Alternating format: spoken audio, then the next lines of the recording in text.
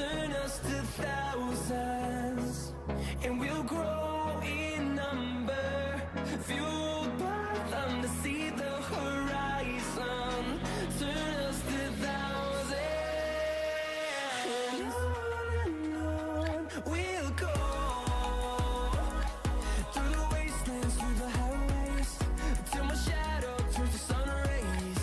And on we'll go, through the wastelands, through the highways. And on we'll go.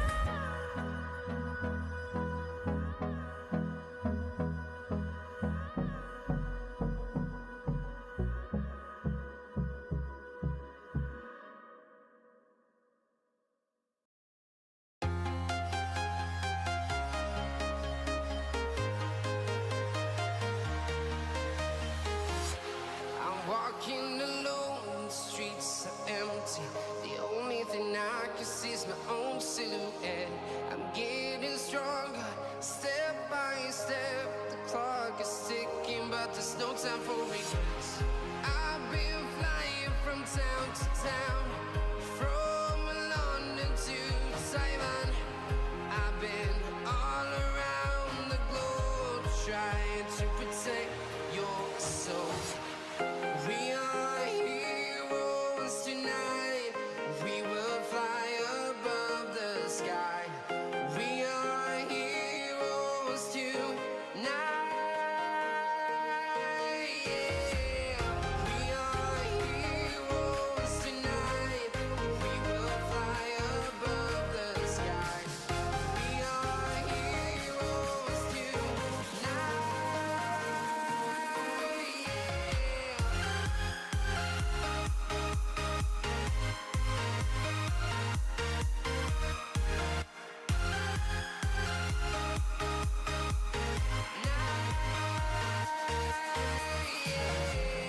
Feel like a dynamite, ready to explode right up in the sky.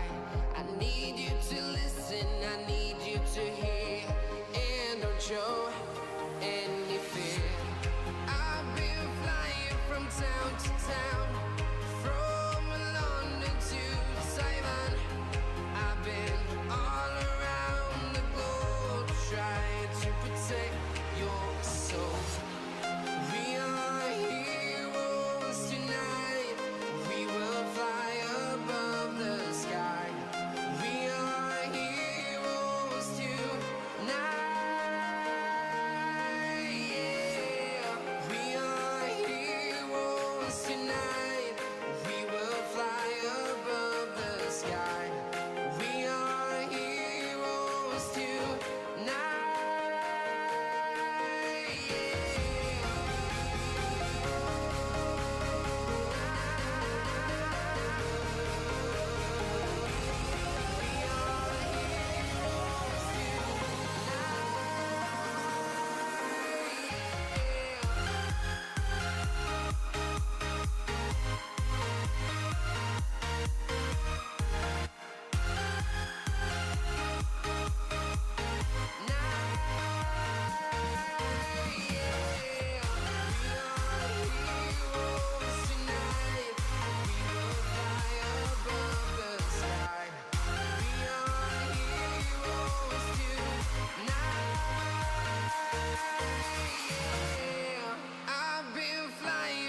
Town to town, from London to Taiwan.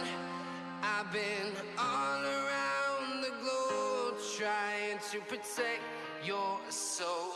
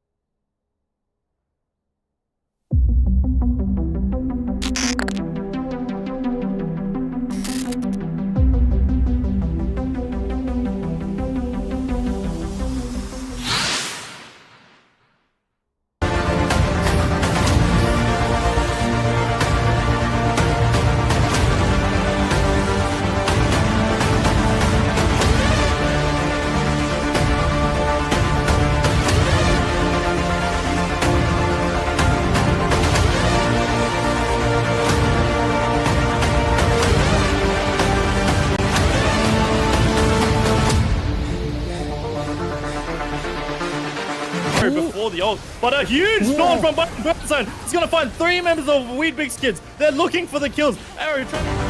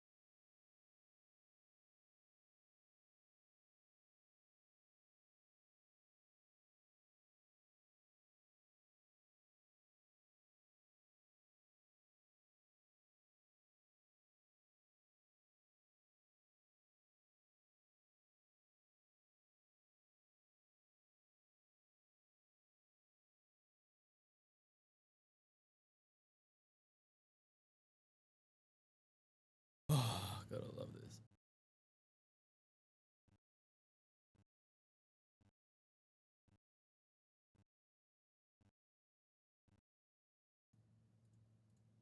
There we go. There we go. Okay, don't know why that changed. Such a drag. But anyways, I will repeat myself. We're going to clip that out. Welcome to the Array Elite Series Grand Finals for 2025. I'm joined here by Button Nash. How's it going, Nash? Yeah, all right, not too bad. Yeah, so right now, just let us know if we have an echo. We have 2 mics going at the same time in close vicinity, but hopefully all the audio issues are fixed now. We try to prep the best we can, but obviously, you know, issues will arise. But right now we are heading into a best of 5 series for this championship, the Array Elite Series, and 2 of the teams are in contention, both waiting in lobby, which JWP's Angels, the reigning champions and the back-to-back-to-back champions of the last couple of series based off Next Tier Gaming and Esports, revitalizing and creating the scene. And Destiny, who are now the current favorites of this year's competition and looking to make a splash and take a dub away from JWP. The narrative is these teams have been going at it for the last 3 or so finals, or the last 3 years specifically, and JWP have gotten the best of them each and every time. So now Destiny are looking to make a statement.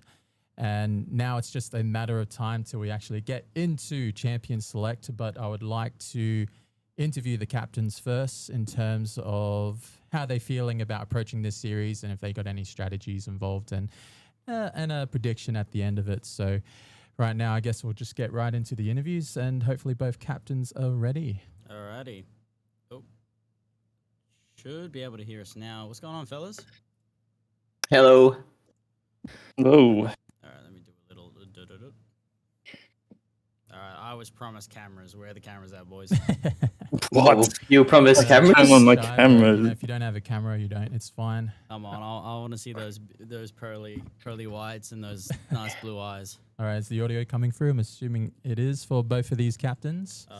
Look how fresh I look. I really spruced myself up for this. Looking Hey. pretty clean. I like the background there, Prodigium. And of I was not course, ready for this, by the way. X's background is pretty clean. You know, nice white wall. Can't really complain about that. But I can't really hear them because you got the headset on. So Put your headset on. Oh, wait. I don't have a headset, but Okay. you'll have to drive a little bit, so that's fine. It's kind of hot mic you got there, Daniel. Hold it up now. You hold it. thanks. Okay, cool. I'll hold it up That's the now. trophy. Everyone else can see it, but It's you glowing. Yeah, that's Looks like a it. little lava So- lamp. Anyway, It actually is. I'll give you guys a quick Hey. close up. So that's what it looks like, and the teams that will be engraved into glory for the Array Elite Series 2025. I feel like this is the type where, before we get into Champion Select, we just want to get a quick perspective of the captains while Nash is plugging in my headset. I just want to reiterate that Destiny have remained undefeated throughout the competition so far in actual games. A couple of scrims dropped here or there, but they've been pretty dominant throughout the entirety of the series and the championship.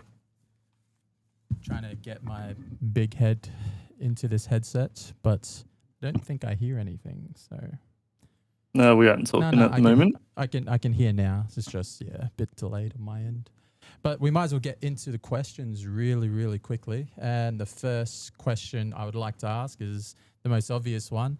We'll start with you, Daniel, being undefeated throughout the year. What is your prediction going into this series? Are you going to remain undefeated still? Will JWP beat you, or will you have a very modest take on this? JWP's gonna beat us 3-0, I think. Oh, Magics. Look, we're not planning to drop a game. We're planning to do 3-0, but it's a series. Anything can happen. It's League of Legends. We can drop a game maybe, but our plan is to 3-0. All right, no worries. And what about yourself, BladeXer, being the reigning champ? Yeah, I'd be pretty surprised if we couldn't take at least one game. Like, we talk about undefeated, but we forget the Kindred incident, don't we? Yeah, it's I'd say that as a team, they're pretty much consistent. Way more consistent than us. And when it comes to a best of 5, consistency is king. They're probably going to take it, but to be consistent in a game of League of Legends is quite hard. And I would be very surprised if we weren't able to take at least one game. And who knows, if we show up better on the day, we could take the series. I think Fearless best of 5 is something that hasn't been tested yet. Who knows which team actually has the deeper champion pool. Destiny always had really strong drafts, but maybe once the champion pool thins out a bit, their plans can start to become a bit more difficult to put together. So we'll see how it goes. I'm confident we'll at least put up a fight, put up a good grid in finals, and who knows, maybe even take the W. But yeah, I'm excited for it regardless. All right, no worries. I understand you skirted around the actual prediction, but we'll just leave it at that. Oh, sorry. I'll probably put it like, well, you want me to predict? I basically said, if I actually put money down, it's probably Destiny going to win. But if we are going to win, I would say that we do win 3-2, and we're in for a long one. Okay. But yeah, it's going to be interesting. No, I understand. I believe this first game is going to be super important for the series, and it will kind of give tempo to both squads. Nothing better than winning the actual opening banger of the series. But the next question I'd like to ask is there any strategies or any players do you think that will stand out for this series? Understanding it might go the distance, so some people will be tested. We'll start with you, Prodigium. Any specific player that will be a standout for your squad in this series and looking to take the dub? Yeah, standing out. I'd probably say for our team, maybe our support and jungle synergy would stand out a lot compared to their team. But for their team, I think their standout players is usually either Modify or BladeXer. They do play pretty well compared to the rest of them. Yeah. Not saying they're bad though. Yeah, I mean, I understand that because the last game that you guys played, you guys ran it mid at BladeXer for the first 15 minutes of the game. So we're going to see if JWPs have adjusted to that. How about yourself, BladeXer? Any standout players that are going to be on your squad that are going to, really take the series to Destiny, and why so? I think honestly, every single part of our team is quite important for the win here. We've all got a role to play. I'd say, when it comes down to it, we've got the gold in our pockets. Our carries can actually shine a bit harder, like Daniel's alluding to, but it's very a difficult slope to get there versus Destiny with their early game prowess, the skirmishing, the team play is really strong. So yeah, I would obviously be looking at the jungle and support on their team to set the tempo early and really make plays happen. But you never know. There could be some slip ups if they throw, which is something we haven't really seen Destiny do. Maybe the pressure's on grand finals. Maybe gold goes into the pockets of Modify and myself, and maybe we can start making some crazy plays happen in the team fights. We'll see how we go. But yeah, I'd say pretty much what Daniel said. It's a pretty accurate way how I think the teams will end up going. But you never know. I think Benji's also quite good at Dream the Meme, playing these utility mid laners for his team, so he can affect the map quite well. JWP in his own right, he doesn't do anything flashy, but he's consistently surviving lane and getting great leads. yeah, all 10 players are going to be important this role in this game. But yeah, I'd say keep an eye on the support and jungle for both teams because I think that's going to be what's setting the tempo, making the game interesting. But who knows? Once we get to the 5v5s, the gold's even. I think it's anyone's game. All right. And that will probably wrap up the captain's interview in terms of we're about to enter this best of series. So I'd like to thank Prodigium and BladeXer for coming in and sharing their insight and their perspective and, of course, their prediction for the series. But I'd just like to reiterate that every series before this one has always gone the distance. It's always gone to 5 games, 10 games, or whatever you call it. So now we have another series where it's probably going to go the distance, or will Destiny make a dominant showing, or will JWP, based off how the series and the competition's gone so far, will upset Destiny. So thanks again for joining in for the interview, and I guess we'll get right into Champion Select. And might as well show you guys really quick what a medal actually looks like. Shout out to Ness for doing so. So that's what a medal looks like. So it's pretty standard. Champion Array Elite Series 2025. And of course, the plaque behind me. Yeah, this is just more about bragging rights. I guess these teams have been going at it non-stop for the last 3 to 4, even 5 years, actually. And JWP have gotten the better of them. But we're going to see if Destiny can make a statement. Anyways, thanks for joining me, guys. And we'll get right into Champion Select. All right, let's do it. You're on the Rift. See ya.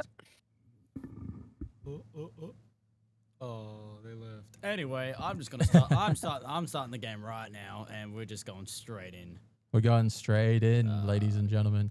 And once again, I'd just like to thank all the viewers and players for this year's competition. It's been a banger, and now we're going to the climax, and we're going to find out once and for all who is going to be our grand champion for the Array Elite Series 2025. You know, it's a good day when League broadcast is working. Oh, it is a good day. Haven't had to pull out anything to fix it yet. So anyway, where is? I think I can get rid of this now. What's up? Did we transition into it? Yeah, we transitioned. I transitioned earlier. Okay, cool. All right, that's just me trying to keep track. But yeah, both teams have definitely been prepping for this moment. It is the climax for the entire season, and we're going to find out once and for all who's going to be our grand champion for this year. And both teams are definitely banning out specific champions in the support role. Oh, yeah, we might as well come up with a prediction of our own, Nash. What do you think this series is going to turn out to be? Is it going to be 3-1, 3-2, 3-0? It depends. It'll either be 3-2 or 3-0. All right, so we're going to find out if it goes the distance or it's going to be a stomp. But right now, this first game is super important for both teams, and I think both of these squads are going to try and play it accordingly. And just to confirm, JWP will be on blue side and Destiny will be on red side. Destiny have opted for red side to get that last pick, to get that important counter pick for game 1. And yeah, both of these bans, it looks like JWP don't really like the Blitz and Bard coming out of Prodigium. Nope. No, they don't like it all. But the Lilia ban is quite interesting as well. So yeah, we've got a bit of a wind tunnel behind us. But that is it for the first ban phase. Wukong being taken away. But I believe there's going to be more high priority junglers. Xin Zhao is pretty high prio at the moment. Pantheon is pretty high prio at the moment as well. It just depends how these teams are going to draft. And we're going to find out from this first pick. What are they going? They can't completely give anything away, but they're going to take Not the Jin. Please don't pick Jin. They're going to pick the utility pick most likely, no. and they will. So Destiny First picking Jin. are looking down the barrel of Jin on the side of JWP, and this is going to be quite interesting. What are your thoughts on Jin? You're already signed. That's terrible first pick. I mean, I'm just waiting for a Cassante lock-in right now. I'm just waiting for Cassante to get locked in. All right.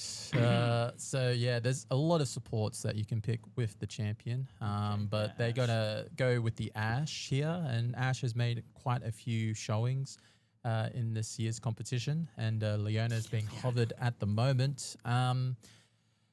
Yeah, you can.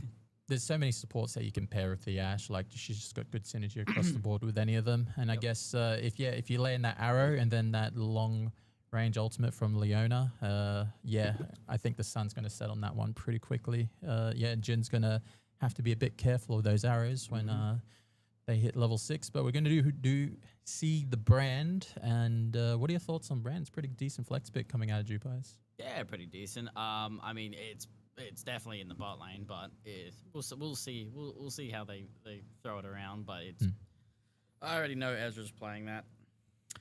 All right, so you heard it first. Nash says it's an Ezra-specific champion. Yeah. He does throw out a lot of damage. It's just the way Brand is and the way he exists in the game. But I wouldn't imagine Hold on a minute. Nash is going to shut the door behind us because we don't like hearing a door being shut behind us nonstop. But we do have Rise being locked in here. So I believe this is a first-time Rise for the side of Jupires. I don't think I've seen it. Oh, we got. Ooh, okay. It's okay. But We got Rise. We gaming, boys. yeah. Oh hell yeah! Oh. All right, you already know that's going on Bloodexer. This is gonna be a fun I don't one. know. I think really and Polio Nah, can it's pull it Bloodexer. off. Yeah, I know. But they have to show that it's a flex pick, right? To some extent. It's so, a flex pick, like Alright. Brand was. So Jupires are playing it pretty smart here in terms of they're not giving anything away completely. And as a result, Destiny have locked in Galio as a safe pick because they know that there's going to be 2 APCs already on the side of Jupires. So the Galio being locked in here for I was about to say Warwick. Dream Team. I believe this is the first time for Dream to play it. It could be, but it depends. I know he's played it in a scrim here or there, but I didn't think in an actual tournament game. So. Should be the first time in a tournament game. But he's played it a lot. But the thing is, the good thing about this Galio pick is that you can flex it wherever Rise goes. And I think Jonu is actually shown to play it when he's up against an APC top lane from time to time. So both of these teams drafting pretty well, all things considered. But the ban's coming through. Jarvan is probably the other high priority jungler that is been taken away and has been pretty good, all things considered. A couple of LCK Pro games have come through that Jarvan was able to get a pentakill and was able to, make things happen. And of course, if you want to lock down in mobile carry, Jarvan is your pick, or even the Vi. So as a result, the Vi has come through, and I don't think Bladeexer would like that honey bunch love coming in from Destiny, especially with Braden's Vi. He did have a flawless legendary game against them before, so they're taking that pick away. It's just so easy to execute, and it's pretty scary to deal with if you don't have the peel, because it's pretty hard to peel Vi altogether. So It's all right. He's going phase rush Rise. He just runs. all right, interesting last bands here. Nocturne, I guess they're going to try and pinch Braden's pool a little bit, but Braden has shown he could play absolutely anything. Yeah, but it's more. It's not a terrible pick because the Nocturne is just gonna play on to modifies nightmare of the last series where he kept just getting dove on by C4J. All right, so they had to. The Nidalee! We get to see his Nidalee! Okay, so just for context, Jonu and Braden can both play Nidalee mid-top. It's not viable top anymore, but wouldn't put it past them. But Johnny would not survive the wrath of Braden if he doesn't get it. Yeah, so it's technically still a flex pick, but we know it's gone Braden. We know. He's been waiting all season to play this in tournament, and he's ripping it out off the gate. Alrighty. All right, but now it's come down to the Pantheon being locked in here, and I believe this is Alpha Arcasia's best performing jungler in the season so far, leading up all the way to the final. So he actually gets it for this first game. So Ezra on the brand. I think I think it's really important that he's able to get that champion, and as a result we're gonna have William Polio's Olaf locked in here. Olaf! So it doesn't quite fit their composition, but in a vacuum Olaf can do relatively okay. But now Johnny gets counterpick into Olaf. Yep. What's he going to pick? Oh, Camille. That could be spicy. I don't think it's great into Olaf. Unless he can really get the short trades. I think the goal is for the Camille Galio combo, and then the Ashe, Arrow, Leona. I think, they got a lot of lockdown for the side of Jupires. But there is an Olaf. There is an Olaf. Lockdown's cool and all, but when he's just going to walk past it, it's... Yep. So the important thing here for the Ashe is to actually try to get a slow in before Olaf activates his ult, but that's going to be very hard to execute in real time. Yep. Man, I got to say, both of these drafts are very, very, really well thought out. They haven't really given anything away. Of course, we knew that Ezra was going to play Bran. It is what it is. But we do have Blade X are playing Rise for the first time in a tournament game. So a couple of uncertainties, but a lot of very solid picks coming out from both squads. What are your thoughts on draft? I like both very much. It's hard to say because I really love Aurelian Polio on the Olaf. It's just always a banger to watch. But we see John News Camille, Braden in Italy, and I'm like, this could be fun. This gonna be fun. It's gonna be fun. Right now, I'm really liking both of these drafts. They both have very clear identities, and I think JWP's early game is going to be very important. They do have laners that are weaker on their counterparts. The Camille is relatively weak early. The Galio is relatively weak early. So if this Pantheon can get going and gank those lanes, be able to do some work. So we're going to see how that goes. Because right now I see a lot of winning lanes on the side of JWP's, but as soon as those second items come in from Destiny, then they're going to look pretty strong. So right now I'm favoring the early mid game coming out from JWP's Angels. But as soon as the game starts to really get going, then, you know, the crowd control and the team fight synergy of Destiny, which they're very well known for, will come into play. We're going to see if Rise takes Phase Rush. We're going to see if Galio takes Phase Rush. These runes will be super important for both of these squads. And yeah, any prediction for this first game? Do you think JWP's going to do it? I mean, it's hard to say. If Olaf gets fed, then it should just be GG, because if Olaf is fed, that means Camille is weak, and they kind of need something to really just burst through him. Before, you know, he kills the Ashe, kills it in Italy, but also vice versa. I mean, it's very hard. It's really going to be a fight in the top lane unless they both go even. Then it's just going to come down to the mid lane. Because I mean, if Rise is fed, he's just blowing up everything. That's right. I don't know. There's a lot of factors here. I don't really want to edge it out to anyone. Because, I mean, if I'm going to have to assume something, I would just say top is going to be even, mid slightly favored to Blood Exa, then bot lane's going to be Destiny favored, is what I'm going to assume. And then jungle is, I couldn't even tell. I can't, like, that's going to be, maybe Alpha Acacia can keep Braden in check. I mean, he's on Italy, man. So he's gonna be invading. He's gonna be in your dreams, in your walls, man. He's gonna be everywhere. That's it. I think the clear matchup here is in the jungle. Alpha Arcasia's got his best performing champion, and he's going to take it to the best jungler in the competition so far. But Braden is known as a niddly one trick just about. If there's going to be any champion that both of these players are going to perform on, it's the ones they've actually locked in and picked. So we're going to see how much tempo and how much map pressure both of these junglers are going to make, because they can affect all three lanes and they can affect the entire game. But before we actually get into the actual game, I would like to shout out our sponsors. Nash, take it away. Alrighty. Well, as we've all seen throughout the series, thank you very much to our sponsors, the non-territory government. I mean, the Array for running it. I don't even know if we class them as a sponsor. They're running this. They're just the big boss. They're just the big boss themselves. Tangled Ventures, my boy Nestor, running that one up. Great lad. And of course, next year gaming and esports. Actually, David, the boss man, was sad he couldn't. He wouldn't be able to come down or tune in, but he wanted to wish everyone the best. All the players, play your hardest, see who wins. You know.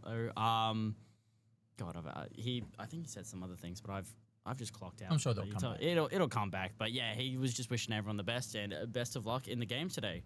Also, we are in, so I'm just going to get us.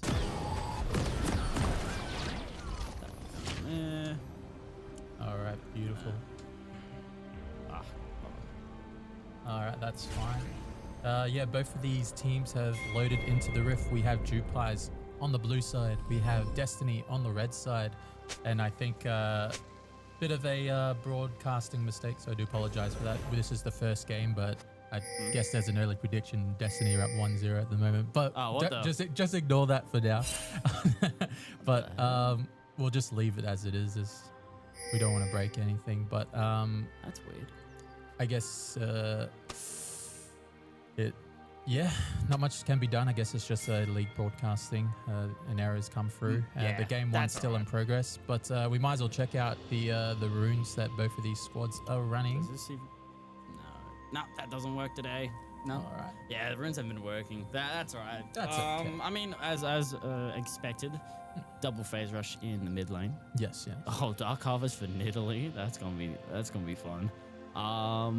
Other than that, Spellbook on the Leona is kind of the only interesting other rune. What are your thoughts on Dark Harvest on brand? On the support. Makes sense, but I don't know. It's...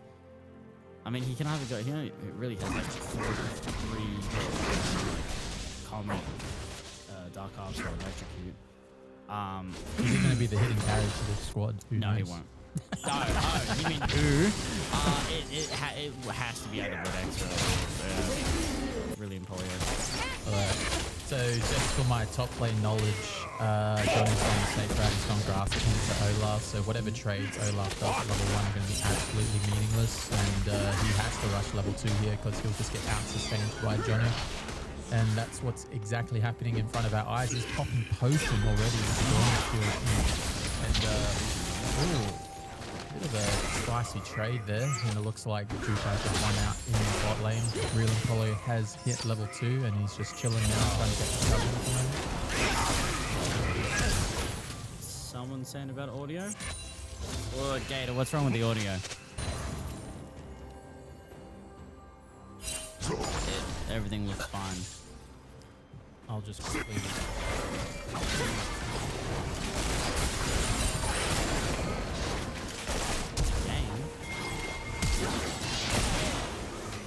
Is it?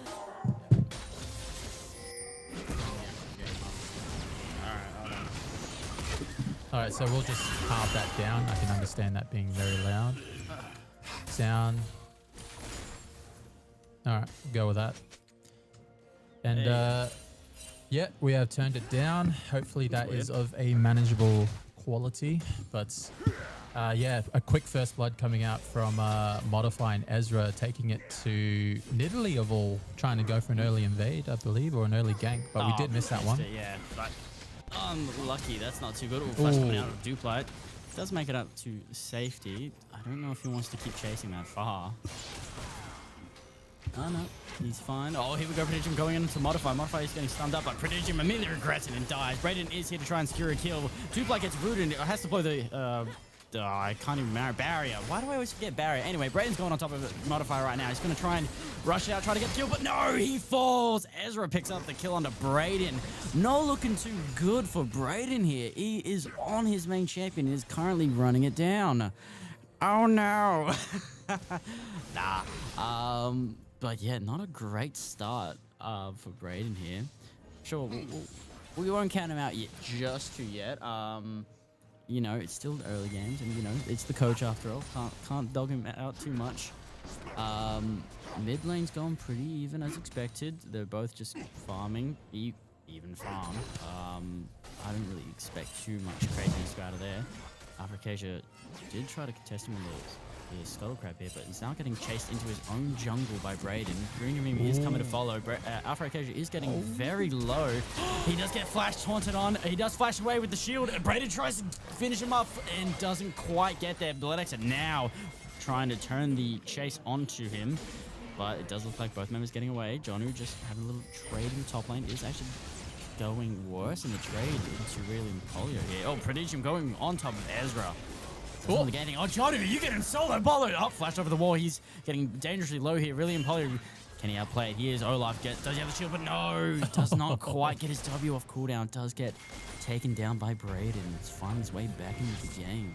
All right, so I believe the audio is nearly there. We'll just turn down the master volume just a little more in compliance. Then I think it's clean enough. What is it too loud again? I mean, we haven't changed it at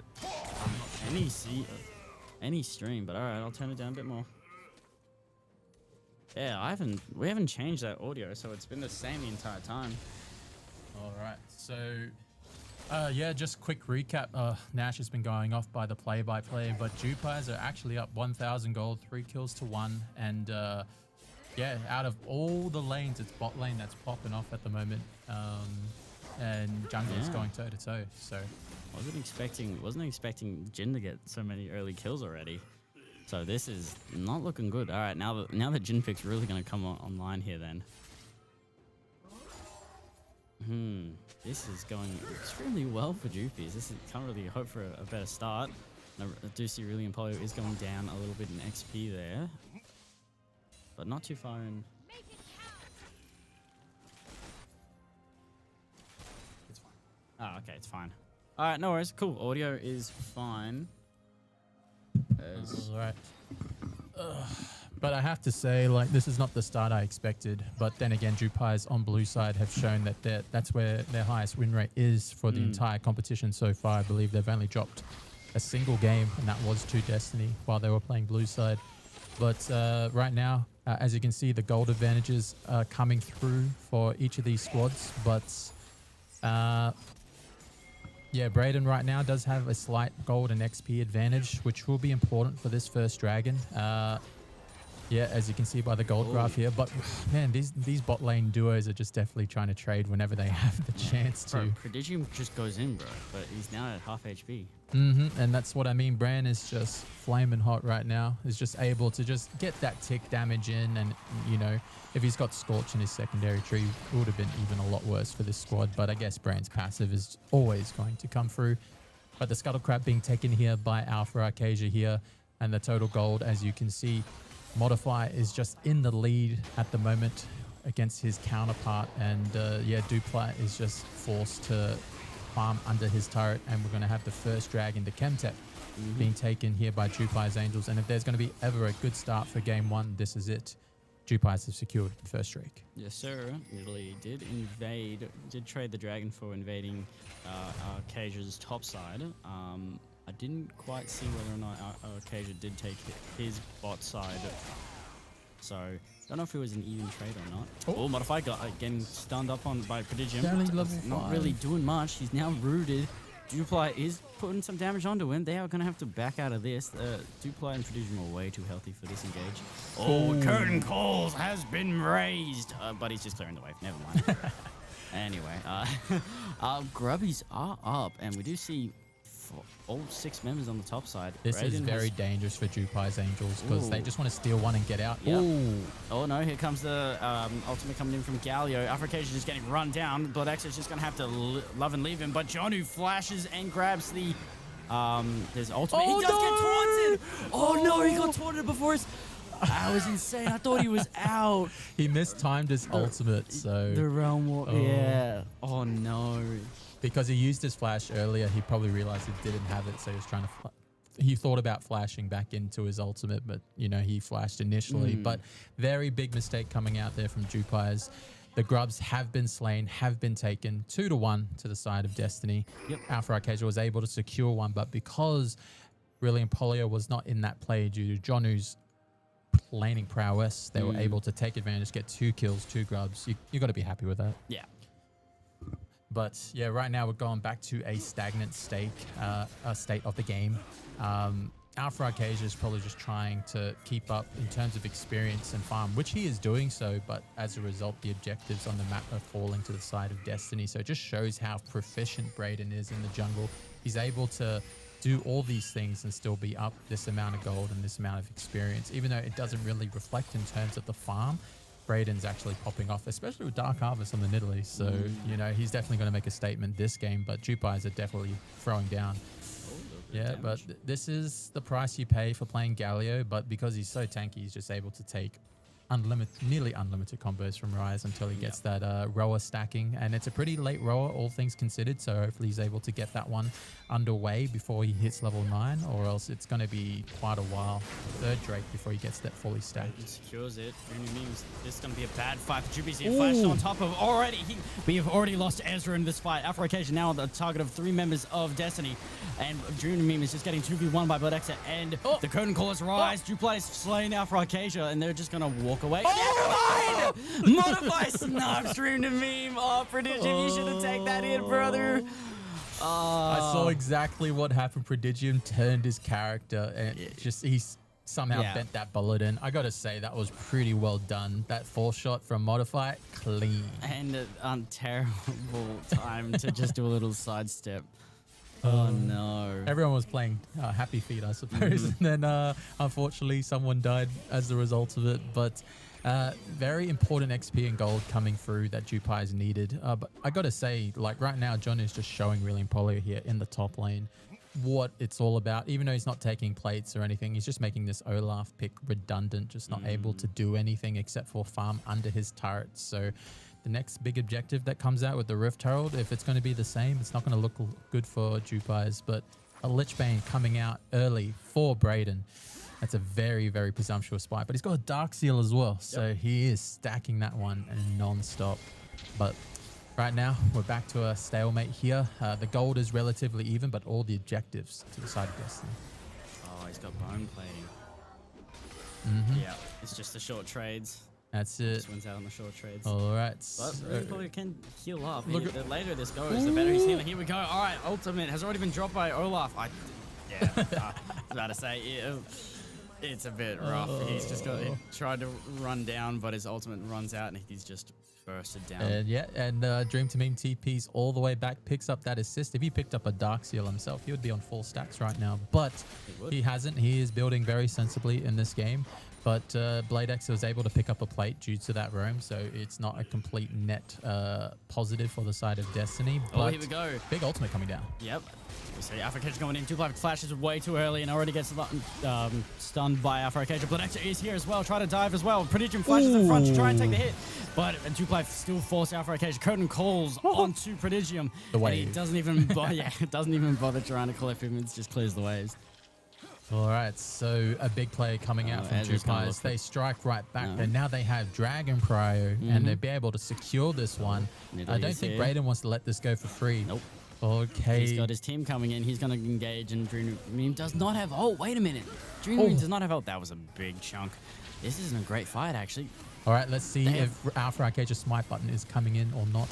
Wait, they're letting him walk into the dragon? They're just giving away the dragon? All right, Dream Meme and Brayden just one-shots Alpha Arcadia. They're just going to take the drag for free. They're leashing it. No, they leashed the dragon. Why are you hitting the dragon? BladeX in the middle, in the pit with 3 of Destiny and just gets taken down swiftly. Why are you leashing the dragon? I think Prodigium looked a bit too appetizing for JWP, and as a result, they lost complete pressure in the pit. That's understandable, but why did you leash the dragon? You could have just walked in and just anyway. Oh, here we go. Ezra and Modify both stunned up by Dream to Meme. Modify's trying to get away, but I mean, it's Brayden's right there. You don't know why you buried. You were dead. Okay, so hopefully the bleeding stops here, because this is the bleeding continues. Alpha Arcadia in the middle of 3 of them. That make that 4. He gets stunned up by Prodigium's ult as well. A triple kill coming out from Brayden. And how does one mistake lead to this, Nash? JWPs are in shambles now. They made one error, and this is how Destiny punished them. It's absolutely disgusting. And right now, I got to say, that was probably the game-defining play. So hopefully JWP are able to rally together to stop the bleeding. They do have a dragon, so the game can be slightly delayed. But right now, they're going to start to lack a bit of cohesion or, even control, because right now, Brayden, he's on 10 stacks. He's got his second item, and he is going to be pumping that down. Brayden is 8-2. And he can now choose one member of JWP and just one-shot him. Yeah, he's going to wait for that taunt to land, and he's going to go, what's up? Yeah, probably not Arcadia or Brilliant Polio, but he will just choose someone and they will just disappear. Maybe not Rise. Rise has got a lot of health, actually, so if he's just going to choose either Modify or Ezra, and they just disappear to dust. Pretty much, but as a result, I think the collector coming out from Jin is pretty standard, and he does have the Swifties as well. But this Rift Herald is probably going to be game defining for Destiny, because they'll be able to crack 2 times of flash play. Acacia flashing onto Brayden. Brayden flashes out. Code and Call has been raised. Prodigium is just stunned up in the middle of 3 of them. Jill goes in. Does get the solar flare. I think that's what it's. Yeah, it is solar flare. Well, he drops it and doesn't quite get the stun off, but still, does buy some time for him to walk away. All right, so the shining player on the side of JWP is right now, if he gets those 4 shots off, that's a lot of damage. Yeah, unfortunately, his lead no longer matters because There's a Camille who has been steadily climbing, steadily increasing her lead. There's a Nidalee, there's a Galio, there's a Leona. Okay. It's just too much for a Jin to survive. He has to wait until at least. All right, so it's Force Blade Exeter to play weak side against a here we Fed go. Jono here. Oh, someone's gone for the Alpha Hex. Occasion chunked up already. Modify is just getting stunned up That and just damage. depleted already. Now, 3 members are looking very low. They're in no man's land. Duplat is there to slow him down. Braden's on the chase. He's looking for blood. Blood in the water. He deletes Really and Polio. Dream to Memes walking through the turret to stop Alpha Occasion getting away. Ezra, now the final member alive on the top side, does make it out alive, but this is just ruin. Oh, this is no bueno. That's it. Dream to Meme was like, this tower doesn't mean anything to me. But he lands the taunt. He's able to get the additional kill picked up there. And I have to say 10, 2, and 4. Braden is absolutely popping off here. I would be surprised if he buys a Medjai's right now. But Destiny are now in the driver's seat. They're nearly at an insurmountable lead. Feats of Strength have been completed. And now they're in the driving seat for this game. They have everything that they want. It's looking a lot of gold on the side of Destiny at the moment. It's just not how you want the richest person is now the poorest person. When you look in terms of lane phase, Duplat is able to catch up just a little bit. But yeah, they still do have a bit of scaling to do. As the game goes on, the Rise will do a bit more. The Olaf will do a bit more, and the Brand will do a bit more. But look, as a positive note for this game, at least from here on, Nidalee is going to be the fearless band. So, and so is Leona. So, you know, there is silver linings, all right? There is silver linings. Downside, they're going to lose Rise, Olaf, and Pantheon. But hey, don't worry about it. don't worry about it indeed. But because this is the way Destiny have played throughout the entire season and the playoffs, they're very suffocating to play against. They just take everything off the map and you start bleeding gold left, right, and center. So they got to start making proactive plays towards this dragon, but they can scale technically because they do have those champions where if they get to 6 items, they can probably beat Destiny in a 5v5, but that Camille Prediction looking for modified finds in the arrow. Also finds Prediction. I mean, doesn't modify. No, I don't even need to say his name. He already died. All right, don't worry about it. Oh, but here we got really Apollo ghosted in as well. He's trying to find something here. Afro Acacia is getting engaged on by Prediction. Afro Acacia stun up and falls immediately. But X is stuck in Camilo. He just gets jumped, man. He already died. Wait, he ulted again? No, it doesn't matter. Did he just get 2-shot? When does an Olaf get 2-shot? Wow. Well, that was he went Hydra, bro. He's Hydra, glass cannon right now. Yeah, he is. Oh, he is glass. That's what he is. He just got shattered. The combo came through. The Solar Flare came down. The arrow followed. The Galio They followed. used The Camille followed. They used 3 ults on the first dude and then just immediately dominoed through the rest of them. Yeah, they were just like, hey, how you doing? That person died. But yeah, that's just the amount of true damage coming out of this Camille is absolutely disgusting. Pretty much just one-shot whoever was crowd controlled on the side of Jupiter's. And it's 18-6 right now. The gold is like a 10,000 gold before the 20-minute mark. So Destiny is showing why they've remained undefeated so far for the entirety of this competition. Let's see if Jupiter's are able to come back into this game. And we did see it the other week in the pro scene. We're going to see if it happens tonight today actually. It just feels like it's one of those games where if this game is drawn out, I think it will help Jupiter's mental. But if they get stomped like this, it's going to be pretty hard to come back on. But here comes Modifier's he's getting targeted. He's still getting targeted, actually. It's just very slowly. Prediction rating going through the jungle. The Alpha Catcher does spot them and tries to run away. Oh, does get a stun on, but I mean, it's just Prediction they caught, so it's fine. He can tank a few hits. That's it. And he has rushed to Redemption and he's finished his tier 2 boots with the additional Zero. But yeah, right now, the game-defining objective on the map for the side of Destiny, they will be able to pick up a lot of adaptive damage from this Artican. And right now, they're just controlling the side of Jupiter's jungle at the moment. They're just trying to get whatever gold they can off the map. And yeah, this is not looking too good. They're going to drop Rift here, and they're probably going to attack this Artican. And I didn't think Jupiter's can do much about it. Nope. Looks like they're actually not going for Artican just yet. I think they want kills first. Yeah, they want the turret because they know they can crash it twice.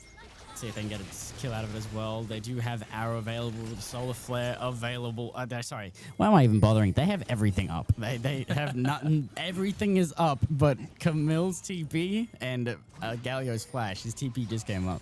All right. Well, if there's one person they can probably collapse on, it is the Galio. He is not as mobile, but he does have Phase Rush, but they're scouting Artican right now, and I don't think Jupars can do much about it. They know Alpha Arcade is on the top side of the map, and they will secure this one.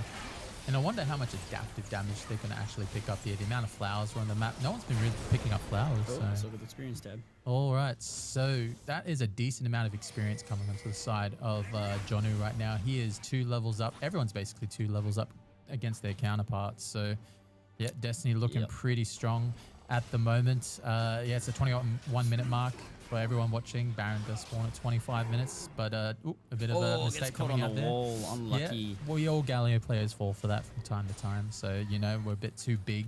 Galio is known as the biggest, heaviest champion in the game. So, you know, no excuses there. But right now, BladeX is just trying to scale at the moment. Even with a Rabadons, I don't think you'll be able to pump out enough damage if so many people are diving on your face. So, when did Brayden get 12 kills? Yeah, maybe might make it 13. Right, no, he's caught out. He's caught out here. Nah, he's fine. He's way too fast. Like Alpha Cage would have to ult immediately. They do have Hex Gates, but they're scared to take them because they just don't know where Destiny is. Right now, it's looking completely dark on the side of Jupires, and it's just red wards absolutely everywhere on the side of... and Nidalee traps as well on the side of Destiny. Look, Brayden is playing with fire right now, but because he knows that Jupires are trying to play very conservative here, they're just not able to do much. And as a result, he gets to clear the jungle for free. So he's speed running... yeah, he wants to get 25 stack.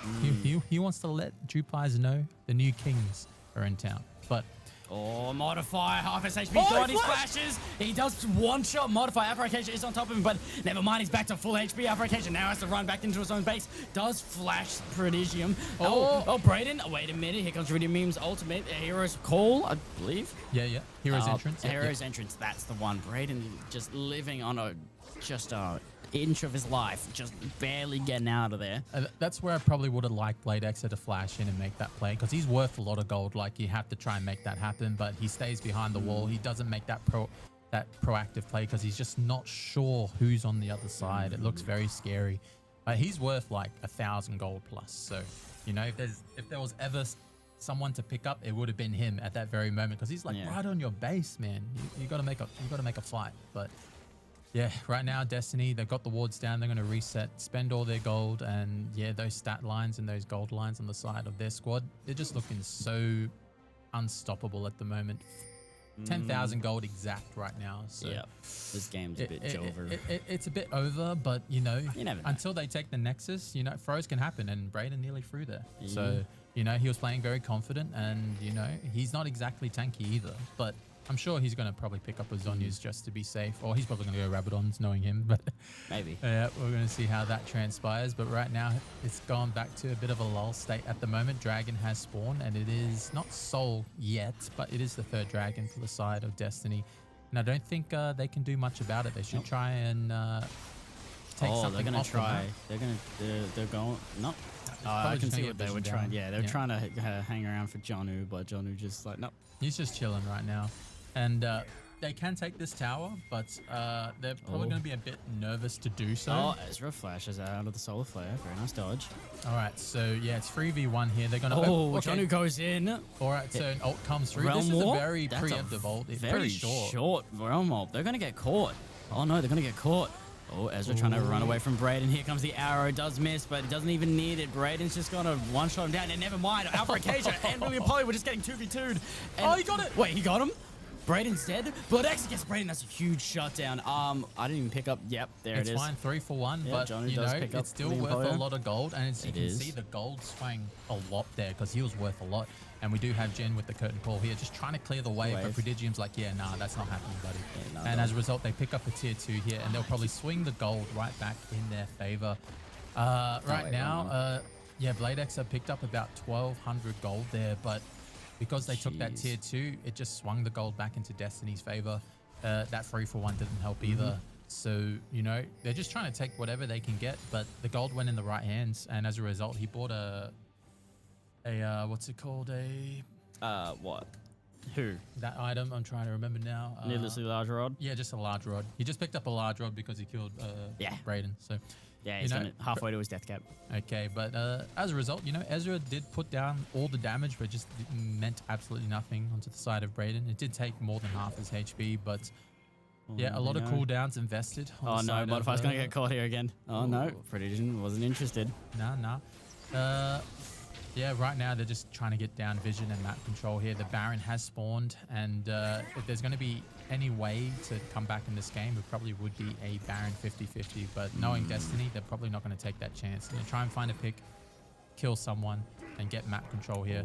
But yeah, they're all going to walk out of here at the moment. And this is what I mean. They don't have a frontline support to try and get them going. They got an Olaf who is a glass cannon right now. He has picked up Sterix, which is not very advisable at this point in the game, but yeah, he's losing a lot of value there in terms of this AD. Just doesn't have the HP. But the Baron's being taken here by Destiny, and they're just going to take it for free, uncontested. Yep, not much they can do.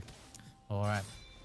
Yeah, Prodigium's coming in. Just land the stun here. Where's the arrow go? The arrow went that way. But anyway, it doesn't matter. But Ezra's one shot by Brayden. Little flash plays. Yeah, they're letting them know, like, we can flash for free there, and there's not much you guys can do about it. But Pantheon is stuck on the other side of the map here, and Brayden is going for a little treasure hunt here, but ults back into three of them. Here we go. This is a decent fight here, but not much can be done, and as a result, they're going to get wiped here. Alpha Arcade just forced to flash out here. Dream Team will pick him up for free here. Johnny goes into the base. The Galio hero entrance comes in. Blade Esther gets picked up. Modify is not able to do anything, even under his turret, and that is a 4-for-1 for the side of Destiny. They're just not able to get much going, and it looks like Destiny are going to close out this game in very dominant fashion at the 28-minute mark.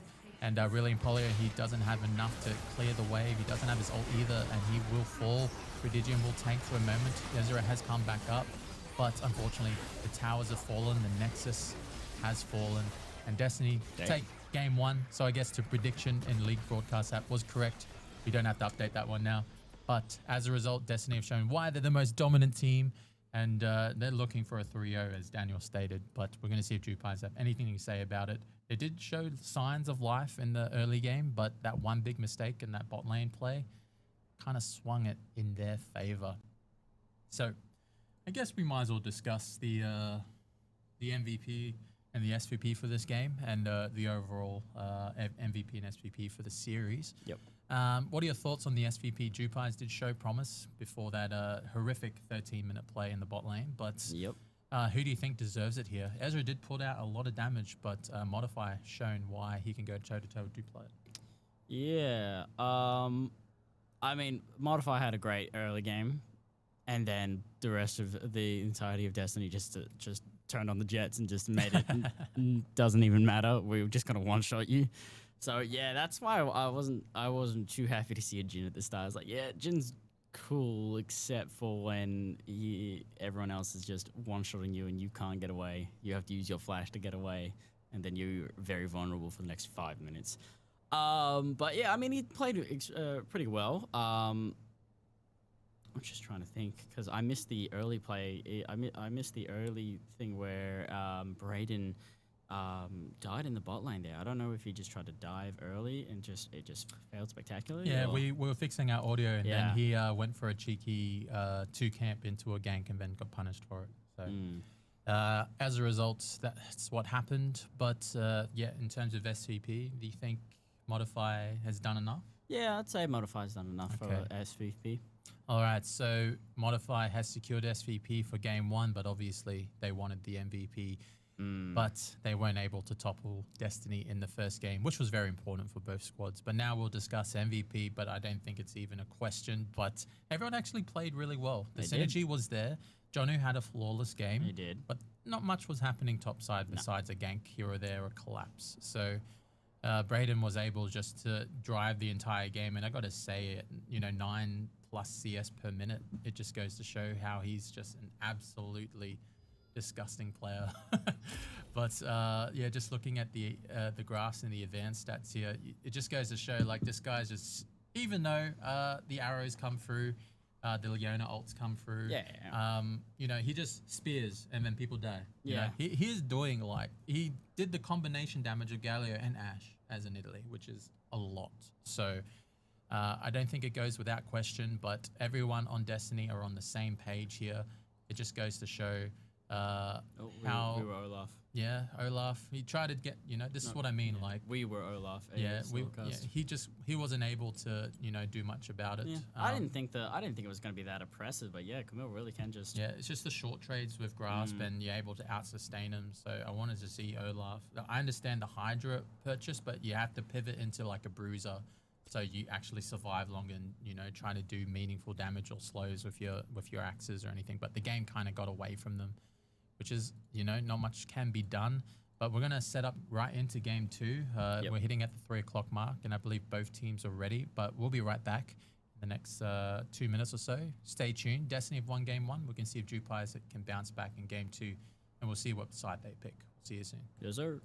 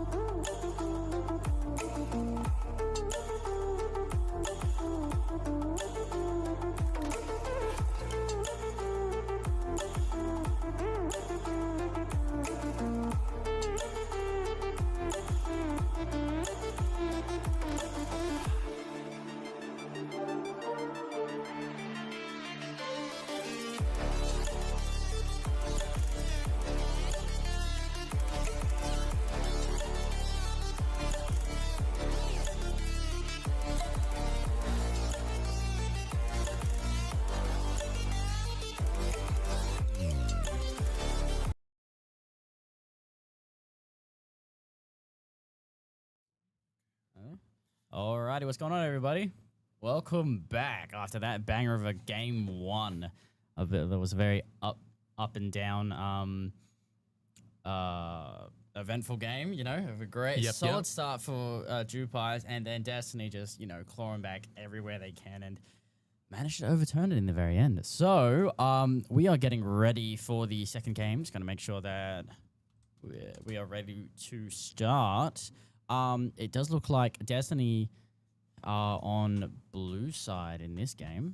Yeah, so for a best of 5 series, the losing team gets to pick side, and it looks like they want counter pick on red side, so that's what they're doing. Well, we're getting kicked off then. Boom. And it should just, okay, cool. So we can just It looks beautiful. Yep, it does. Working well. Yeah, shout out to Ryan or AK Alpha Arcasia for setting up lead broadcast and making it look very professional, very clean. So he's done a lot of work on the back end, so shout out to him specifically.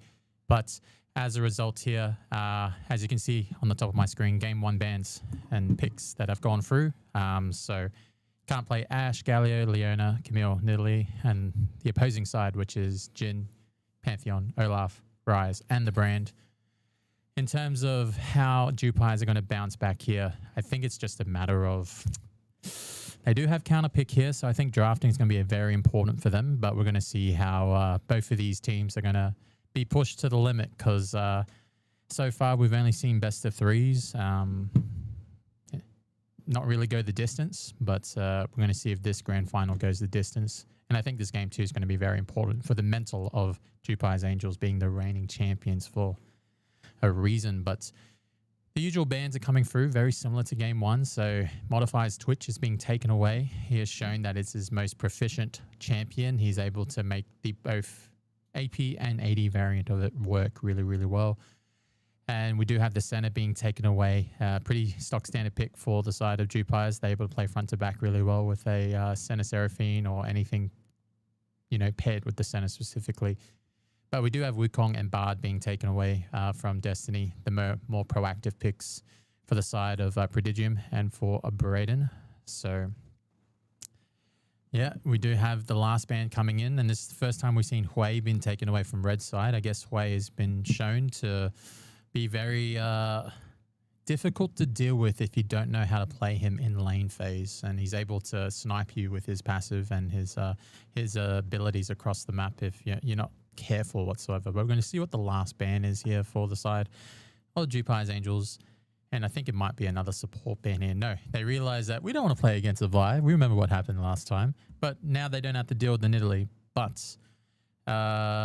first pick here from Destiny, it's most likely going to be a support or ADC pick unless Braden is feeling super confident, or maybe Jonu as well. But I would imagine it would be an AD or support pick. And of course, Sivir being the strongest ADC in the patch. The current patch that's we are on, I believe, is 25-18.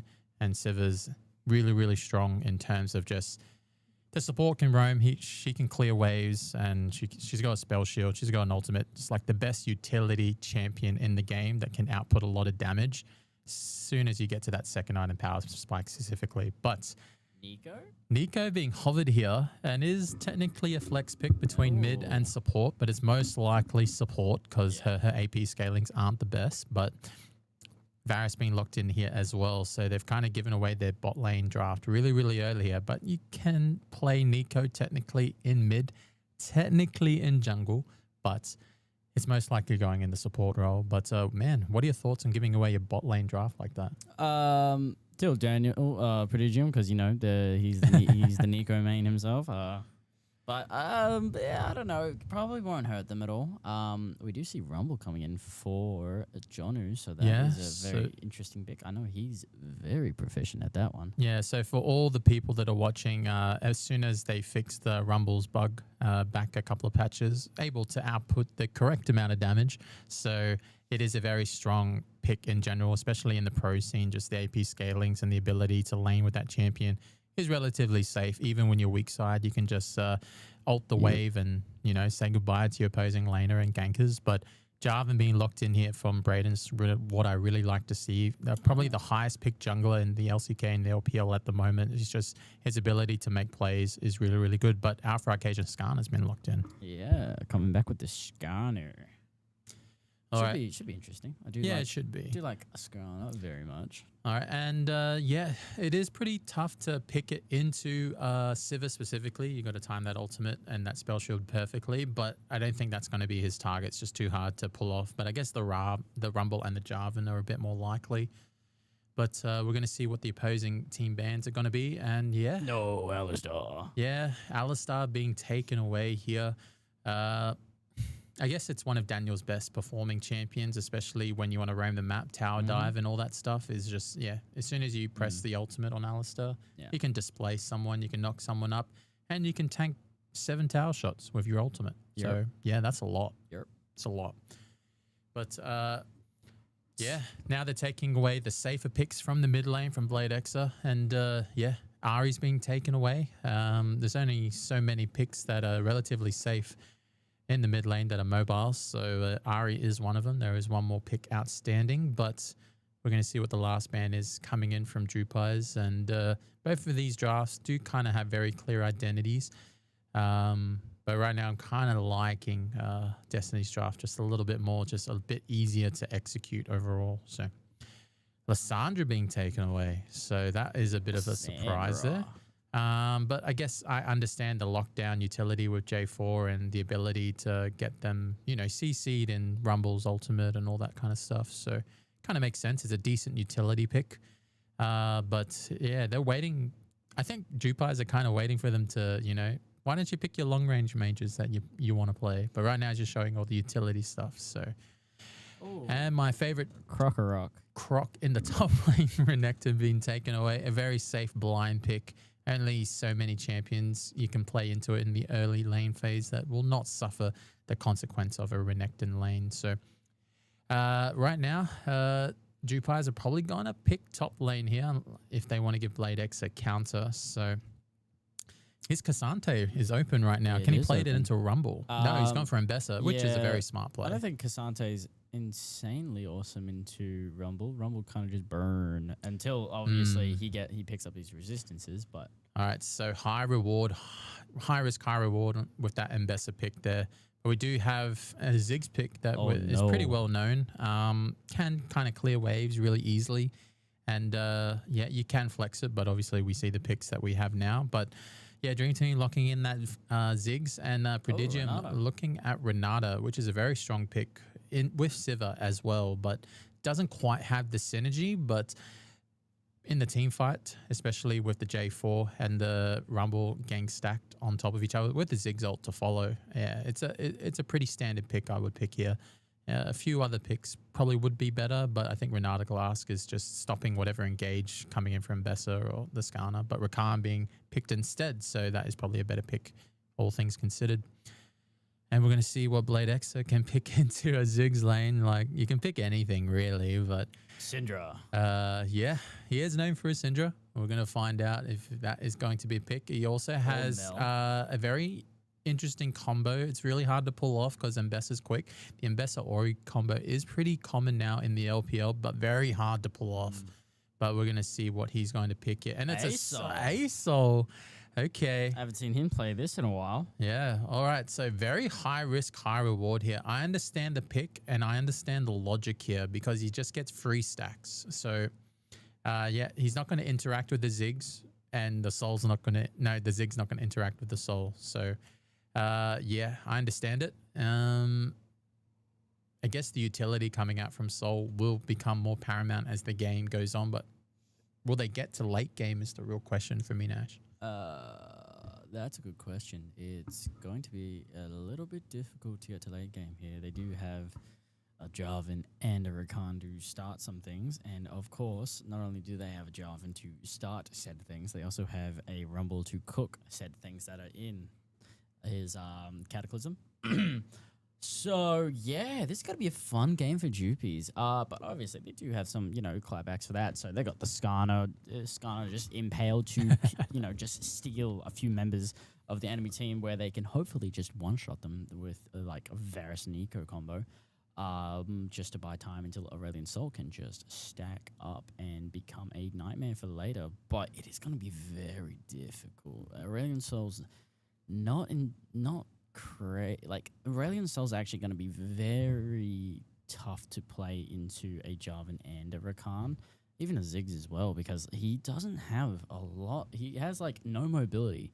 Yeah, he has his W, but the W that has that second startup time where Rakan can just W in and just knock it up, or just any form of displacement cancels his W and it goes on to a full cooldown. It doesn't get partially refunded. So yeah, ASO's going to have to play at his max range and hope for the best. Yeah, that's it. And it's going to be, if anyone's going to do it, it's probably going to be BladeXer in the mid lane. Yep. He is the guy that has shown why he's the back-to-back-to-back rating champion, and now Destiny are trying to refute that title away from him. But I got to say, I understand the logic now. The more I see the Nico pick, it can kind of cause a lot of havoc, especially when you see two ASOLs just like going around like this on the map, you know. And he can sort of use the terrain to his advantage. But I think the Rakan pick is going to be very paramount on the side of Destiny when they start those initial engages and those skirmishes. But, you know, there's a reason why you pick Rakan into Nico in professional play. And we're going to see if Destiny can pull that off.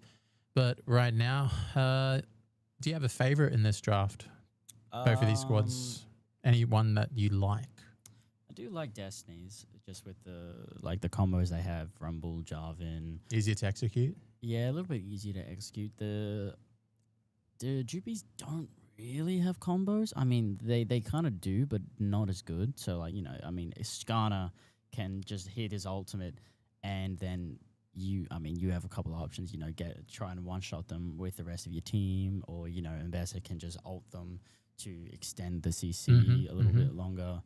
But yeah, I'm not sure. Actually, no, there is a pretty good combo of, you know, a Iskana ult or Iskana or Aurelion Sol begin the CC chain, then a Aurelion Sol ult after the Iskana ult continues the chain, and then Ambassador continues the chain. I don't know. Or even, you know, Iskana ulti, Varus ulti, Aurelion Sol ulti. There is a long CC chain here.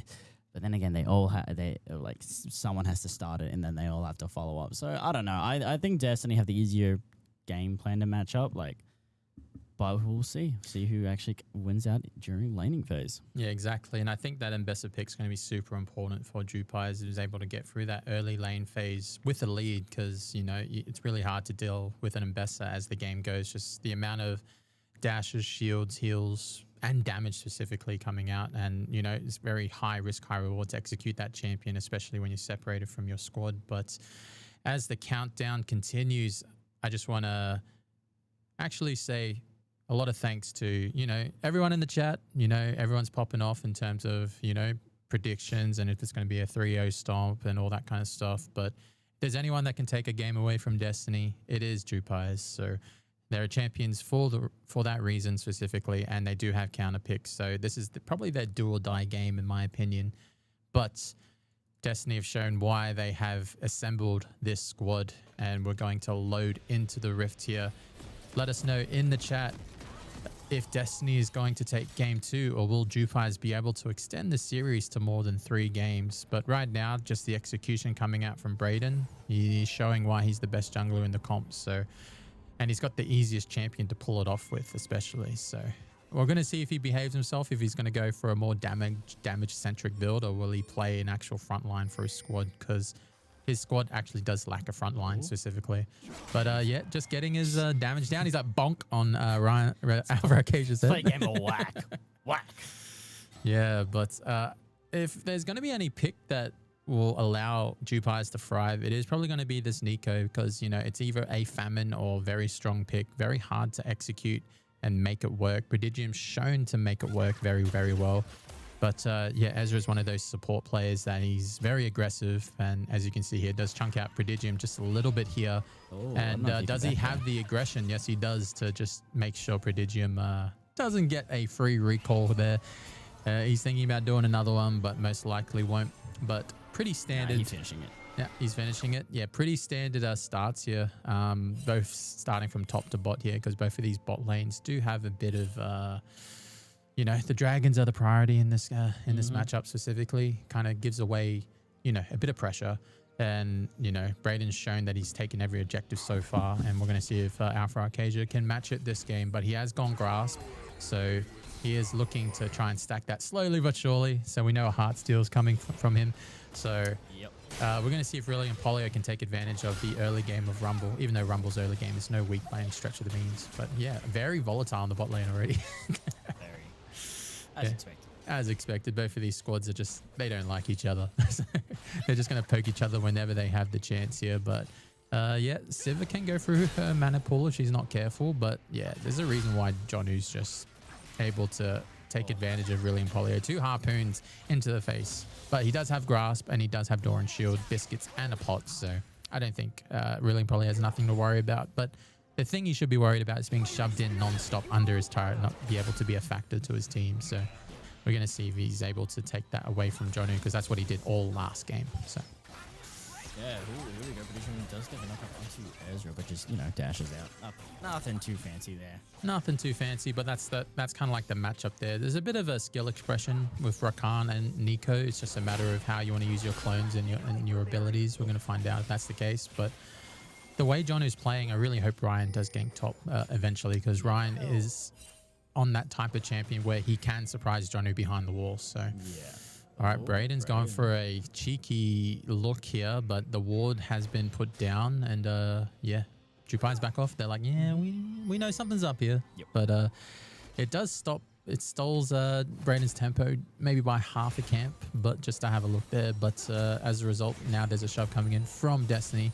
And we're going to see if a freeze can come through the side of JWP's Angels, or will they be able to get a cheeky recall? I think the Siva should get a call here. We'll see if that's going to be the correct buy. Really pretty low. Yeah, and that. Out with his dashes, yeah, you got to be careful of that overheat there. And Blade X are just getting those free stacks from Ziggs. It does suffer from that range until Ziggs gets 3 points into Q. So yeah, right now it's just a pretty lull game state. Both teams just poking each other, just trying to, you know, let them know what's up. But, you know, top lane is nothing to scoff at, because they are both missing quite a bit amount of CS trying to land this poke against each other. So, but Braden, man, he just knows how to clear really, really well. And I don't know what happened with Alpha Arcadia, but he's down a lot already. He might have gotten invaded. He shouldn't be down this much unless he got invaded. He must have gotten invaded. Maybe one of his camps, but I find it really hard. Not just one. It's a lot more. That's a lot more than one. He should be on 28 because he should be on 28. So 2 of his camps must have been taken. Yeah, well, that's a bit of a foresight missed from us. I don't even know this is why Braden's the best jungler, right? We don't even know. He always invades. If he sees a chance to, he will invade. Yeah. But that's what I mean. That's why the vision from mid lane here is probably a bit more important now. You want to ward those entrances. But the thing is, J4 can just flag and drag across any point of the map. So it goes to show he is definitely the best jungler for that reason.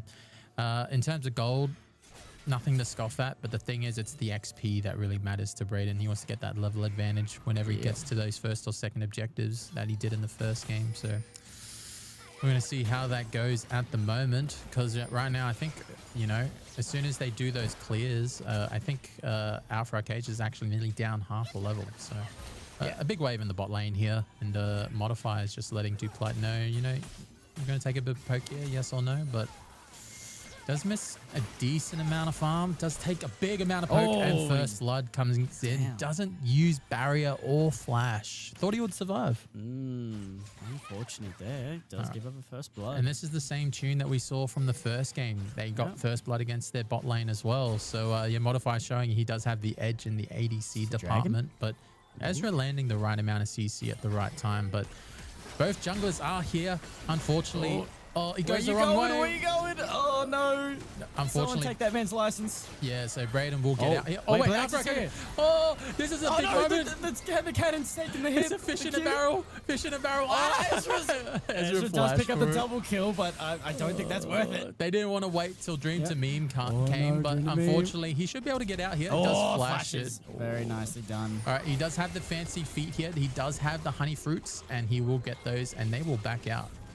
And yeah, unfortunately, Blade Exer went for the roam. He didn't pick anything up as a result. He is in a bit of danger, but they do have still has flash as well.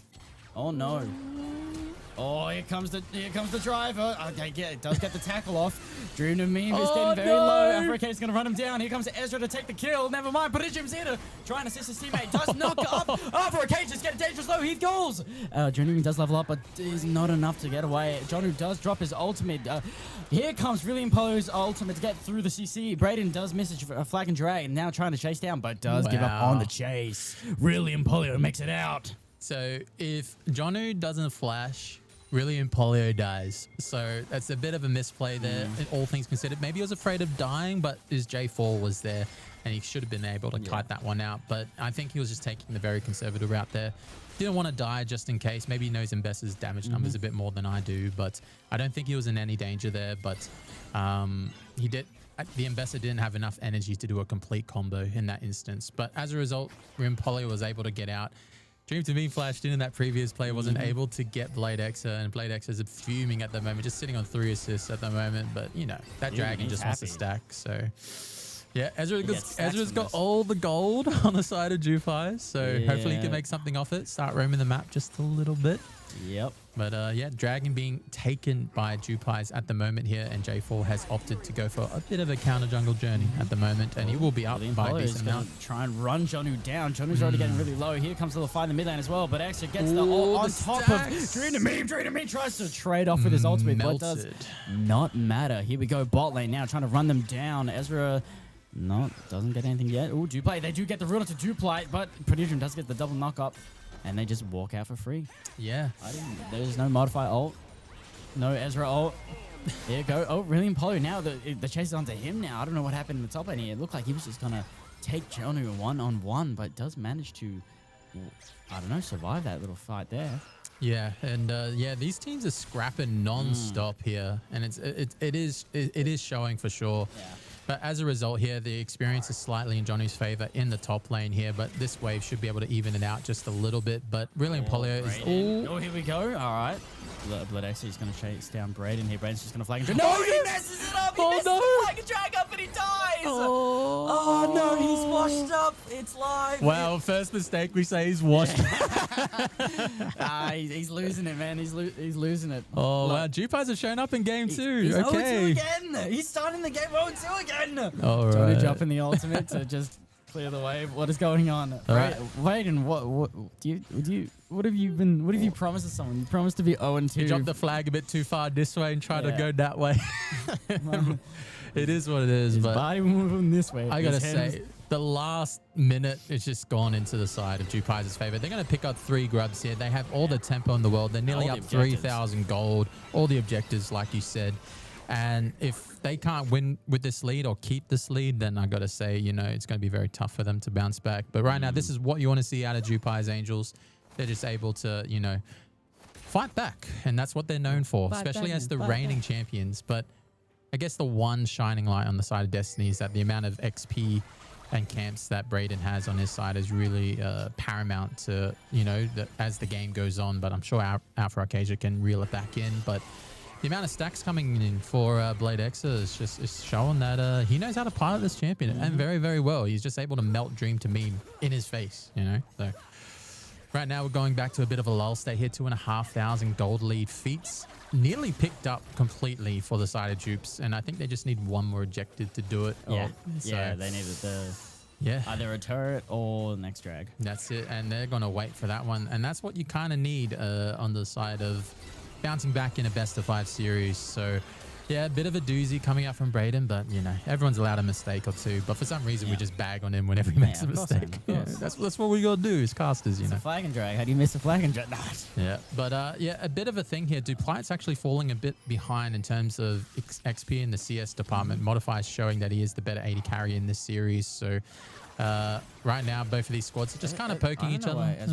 So here we go. I was waiting for this. Yeah, I was waiting. Like you're 3-1. Where's the fighting game? Oh, Brayden's here first. Is just running it through. Oh, getting the chance on through. Here comes the Catacombs coming in from Brayden. Bladex is just sitting in the back line. I don't know how there was no kills there. There was so many ultimates. What is going on? How does everyone get out in that fight? Wow. Okay. So that was absolutely disgusting. Damage dealt. It just goes to show that it doesn't really show for that fight specifically, but yeah, a lot went into that. Dragon wasn't up, so nothing to scoff at, but I think both of those teams were just kind of limit testing themselves just a little bit. Ezra did pull the trigger, but Destiny were able to respond in time. It was very scary because we did see Dream to Meme throw his bomb from long range because BladeX is able to rotate really, really quickly on the Aurelion Soul, and as a result, he's gonna get picked up here. Tackled out of left field and inhaled. Goodbye, Dream to Meme. Oh, beautiful snipe. Beautiful snipe coming out from Modify. And that's what you need. You want to make sure the gold goes towards your carries. And yeah, Alpha Arcadia just taxied that to Modify's Qs. So, you know. Why did that Scorpion just like spear tackle that small child into a wall? Wow, that's a bit rough. Like, that was crazy. Yeah, not much you can do when you're a Yordle, especially when you get pincered like that by a Skarner. But yeah, not much can be said. They do pick up an additional plate there and makes their gold lead exactly 3,000 gold. I got to say, both of these, all these carries on the side of Jupiter are very, very rich at the moment. They're nearly 1,000 gold each above their counterparts. So, yeah, the same can be said for experience as well. But Jonu and really probably are going neck and neck in that top lane. Just a slight CS discrepancy for the side of Jonu. But, yeah, Heart still being picked up for Alpha Arcadia. And, yeah, he's going to start stacking that bad boy. And he's going to get tanky really quick if Destiny don't have a frontliner. But the J4 did go Sundered Sky. I give him that. Sundered Sky broken him. But yeah, how can he deal with a 5k Skarner as the game goes on? It's a bit rough. Yeah, you can't. I mean, the Jono should be able to just burn through him, but you know, what can you do? Due to Meme just harassing BladeXer. But a very important team fight coming up here. We do have the Dragon being taken here slowly. But you're like, oh my god. He's getting tossed into the wall. Here comes the Varus ulti out of nowhere. They got chained up in, but he still falls to the AoE damage. Oh, here we go. I can't even think. I'm still shocked. Ezra goes in with a double knockup, but Jonu does take out Modify. Duplex getting ran down by Alpha Arcadia, and he's gonna. Oh no, Prodigium is getting away. He does get slowed. Oh no, really Poly He's going to get the touch. Ah, dink. Oh, really Polo also just going on to... All right, Alpha Arcadia had his ulti the entire time. Dream to Meme takes down Extra off at the sideline. Johnny flashing over the wall. Dream to Meme's gone left. Wow. I can't even. It was Nash is rhyming for sure, but that is an ace coming in for the side of Jupiter. They wiped them there 5-3. So...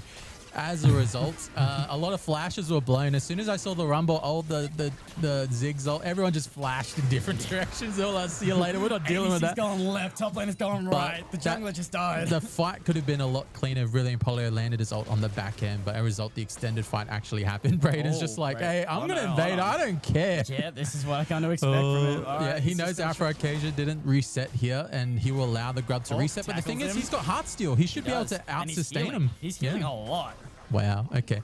He's got to be careful. He's got to behave himself just a little bit. No, it's all right. Bladex is here. All right.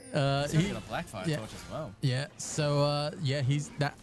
When you cast your ultimate like that and you get the amount of poke, like you stack that burn over time and it does amazing amount of damage. Leandru should be his third item, and then you'll get probably to a Rabbids or more Magic Pen, because he did get those Magic Pen boots, and no magic resist being used on the side of Destiny at the moment. But okay, Gator, calm down, buddy. All right, Gator, take it easy, man. All right, but Alpha Arcadia has shown up here in Game 2, letting Brayden know you may be the best jungler, but I'm the second best. So, you know, it is what it is. We're going to trade blows for blows. Why did you look at me when you said that?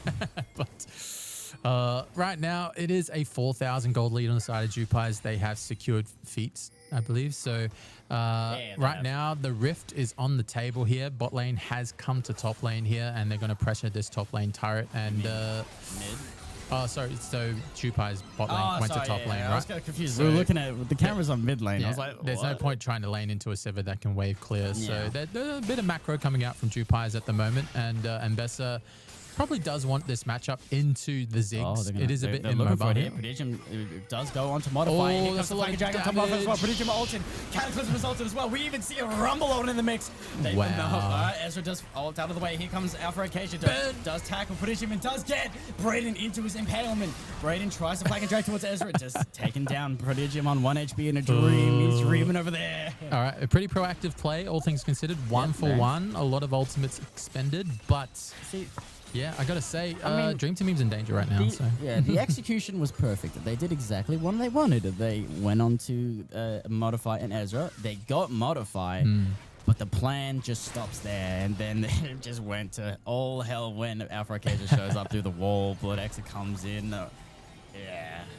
But hey, they got modified. Yeah, they got the win. They executed accordingly, but Brayden's like, I'm dying a lot. So, it is what it is. That's what you got to do if you have no frontliners for your squad.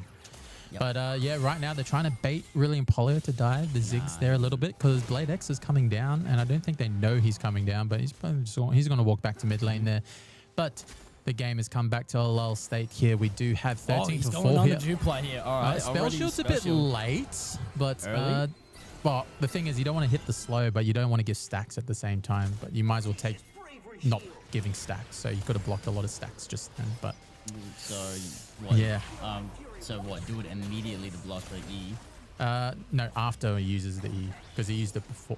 During it, right? Yeah, so he did it early. Yeah, he did it early. Yeah, okay, that's what I was confused about. Anyway, Ezra goes in here onto Jonu, and Jonu's going to get fried here. He ults preemptively, doesn't hit anything. Then the wave comes in. They're burning, but it's not enough. No. Because they're going to use Rift, and they're going to crack 2 turrets here. But as a result, Destiny trying to crack mid lane turret. He didn't get any of the wave. Yeah, he didn't. He burnt most of it. Yeah. He burnt like the first three. Yeah. But yeah, they can actually throw this mid lane here. Alpha's looking. Doesn't land the slow. But J4 was able to grab a camp, I think, counter jungling, and really probably will pick up bot lane turret. So the game is slowly getting out of control here. They do find Blood Exa. Brayden's on the side here. He just gets charmed up, Flag Drag knocked up. He's dropping the ult onto himself and he's just holding He wanted stacks. He wanted stacks. He was like, well, I'm here. May as well just start doing stuff. Right. Oh, very nice. Prodigium's W knockup does get cancelled by the Ezra's E root. I wish I knew the name of the abilities. Yeah. But yeah, they get a bit of gold and tempo back in their pocket. But Dragon's going to spawn in the next 40 seconds or so. So all teams are going to reset, spend their monies, and I think this is a very important fight for Destiny, because if they don't get this Dragon, they give soul point contention to Jupes at this early stage of the game. So it's going to be very, very important. But as you can see here, the full graph, it's all red for the side of Jupes. Yeah, they're showing why red's, if they get red side, it is what it is. But right now, both squads are looking at each other. Alpha Cage's looking he's going in. Oh, Flag and Drag. Alpha could have just kidnapped him and taken him back into his team and one-shot him. All right, so both of these squads are looking at each other, trying to get the vision and mid-prior control down here. He does take a lot of damage, but he does have pots, so he should be able to heal up. Here we go. Big impalement. 2 members of Destiny. Again, Rillian Poe's ultimate comes through. They are both blown up already. Rillian Poe just pushing them back into their turret here, trying to see if he can get anything further. But alrighty, the Destiny jungler and ADC just deleted. As I can see in the bottom part of your screen, Blade X with 2.3k damage, but Rumble is able to counter with 2.2. But that doesn't mean anything if it doesn't, if you can't execute. Oh, TP coming in. Who is that? Brad Dreaming coming back from the dead. Blade X is getting fade away. Little, maybe. Nope. No. Oh, yeah, he does get the fade away. Wait, no, he's alive. He went left, right. He was shook. He was shook, but now he's like, see you later, mate. Anyways, Dragon gets secured, and Soul Point comes to the side of Jupai's Angels. He wants those stacks, baby. And Dreaming. He wants the poke. He's like, give me the poke, bro. The TP comes in too. Oh, flash forward, misses the root. Ezra's like, see you later, mate. Oh, Prodigium's running. Ultimate already expended. He misses a W. Does get the charm onto Ezra. Ezra looks like he's going down. Ezra's going down. Someone peel for that boy. Oh, it's a speed tackle from Alpha Acacia. Here comes the flash drag. He ducks onto Ezra. Brayden now in the middle of 3 members of him, but he's got Prodigium and Dream here to assist him. Alpha Acacia just chilling in the front line. Brayden's trying to get away. Alpha Acacia is going through. Prodigium gets tackled into the wall. Dream is now now the one running for his life. But never mind, they're going straight under Artican. Yeah. That is just terrible timing to take that overextended fight. Wow, that was absolutely disgusting coming out from Jupes. I was very happy that Alpha Arcadia defended his support to the very last moment, forced Brayden to go into a very heavy dive and got punished for it. And as a result, the gold is going ever so slightly more into Jupes' favor, and they will pick up Artican here. Yep. And I have to say, the amount of XP that you get from Artican is a lot. And as you can see, those red bars are going up ever so slightly. Look at that. Bam, bam, bam. Everyone gains half a level just like that. That's absolutely bonkers. 2.5 levels worth of experience translates into, you know, basically 2,000 gold. So, you know, it just goes to show that Jupes are in the driver's seat here. 18-7, 21 minutes in the game. And it's raining right now. So... I didn't think it was... It's raining. Wet season. Yeah. Let's go. So Yeah, wet that's it. season, the monsoons are coming in. It is late September, so it is expected. It's a bit earlier than I thought. But yeah, right now, I think Ryan or AK Alpha Arcadia is showing why Brayden, you know, if you give me this pick... Oh, here we go. okay, Here we go. Coming in. Ezra's trying to get away, but gets knocked up again. Oh, he's going to die. Modified does get the ultimate onto Prodigium. Does get the Oh my big arrow. gosh. Here comes the Ezra ulti into Blitex's Oh, ulti. Modify. Starfall. Modify was like, I'm going to hold this, and then I'm going to wait till you get knocked up. Bang, the Q came through, and that was curtains for the side of Destiny. Destiny are just in shambles right now. Everyone on the side of Jupes are just firing on all cylinders. Dream Team is getting some sort of meaningful damage. Yeah. Not much, but, you know, you still got to throw it down. You still got to fight. And we have the Q coming in, hitting Jonu, but Jonu is a relatively tanky boy. Does pick up the Leandries and does pick up the Magic Shred item as well. And yeah, a couple more minutes, and then Soul going on the side of Jupes. We're going to see if the J4 pick is going to work out for Brayden. Can he get a steal against a 2-level advantage Alpha Arcadia on his card? I'm not sure about that one, but what I do know is that 263 stacks on Blade X at 22 minutes is nothing to scoff at. Yeah, that is a well-fed Aurelian Soul. He's only level 13. Mm-hmm. And yeah, right now... No, he's also gone for Leandries. Yeah, he went for Rylai's as well. Get that additional slow, so, you know, not much you can do when you commit to that dive, because, yeah, right now, Destiny, they just got to try and survive these next 5 to 10 minutes, but because Soul Point's coming up, I don't think they have the option to do so. Nope, they got to fight. But it's Mountain Soul. It's not the worst. It's not the best, but, yeah, if you can't pick... Oh, here we go. Prodigium. He's getting damage. caught up here. Ezra does get the root off. He run does away. drop his ultimate. Does get the double dash out. Alpha Arcadia almost got Drunamim into a tackle, but he does just place the satchel charge and blow himself out of that situation. Mm-hmm. Anyways, there's not much you can do about it. Now, Jupies are doing what they were the recipient of in game 1. Now they're taking away their blue side jungle. Yeah. Not much they could do about it. Modified picks up the additional red buff there before the 25-minute mark. And Blade Xer will probably pick up 300 stacks by the time this dragon... Oh, not 300 stacks, but he'll be pretty close to it. But right now, they're kind of threatening this tier 2 a little bit, but they're just trying to get additional vision down so, you know, they don't get caught by surprise or anything like that.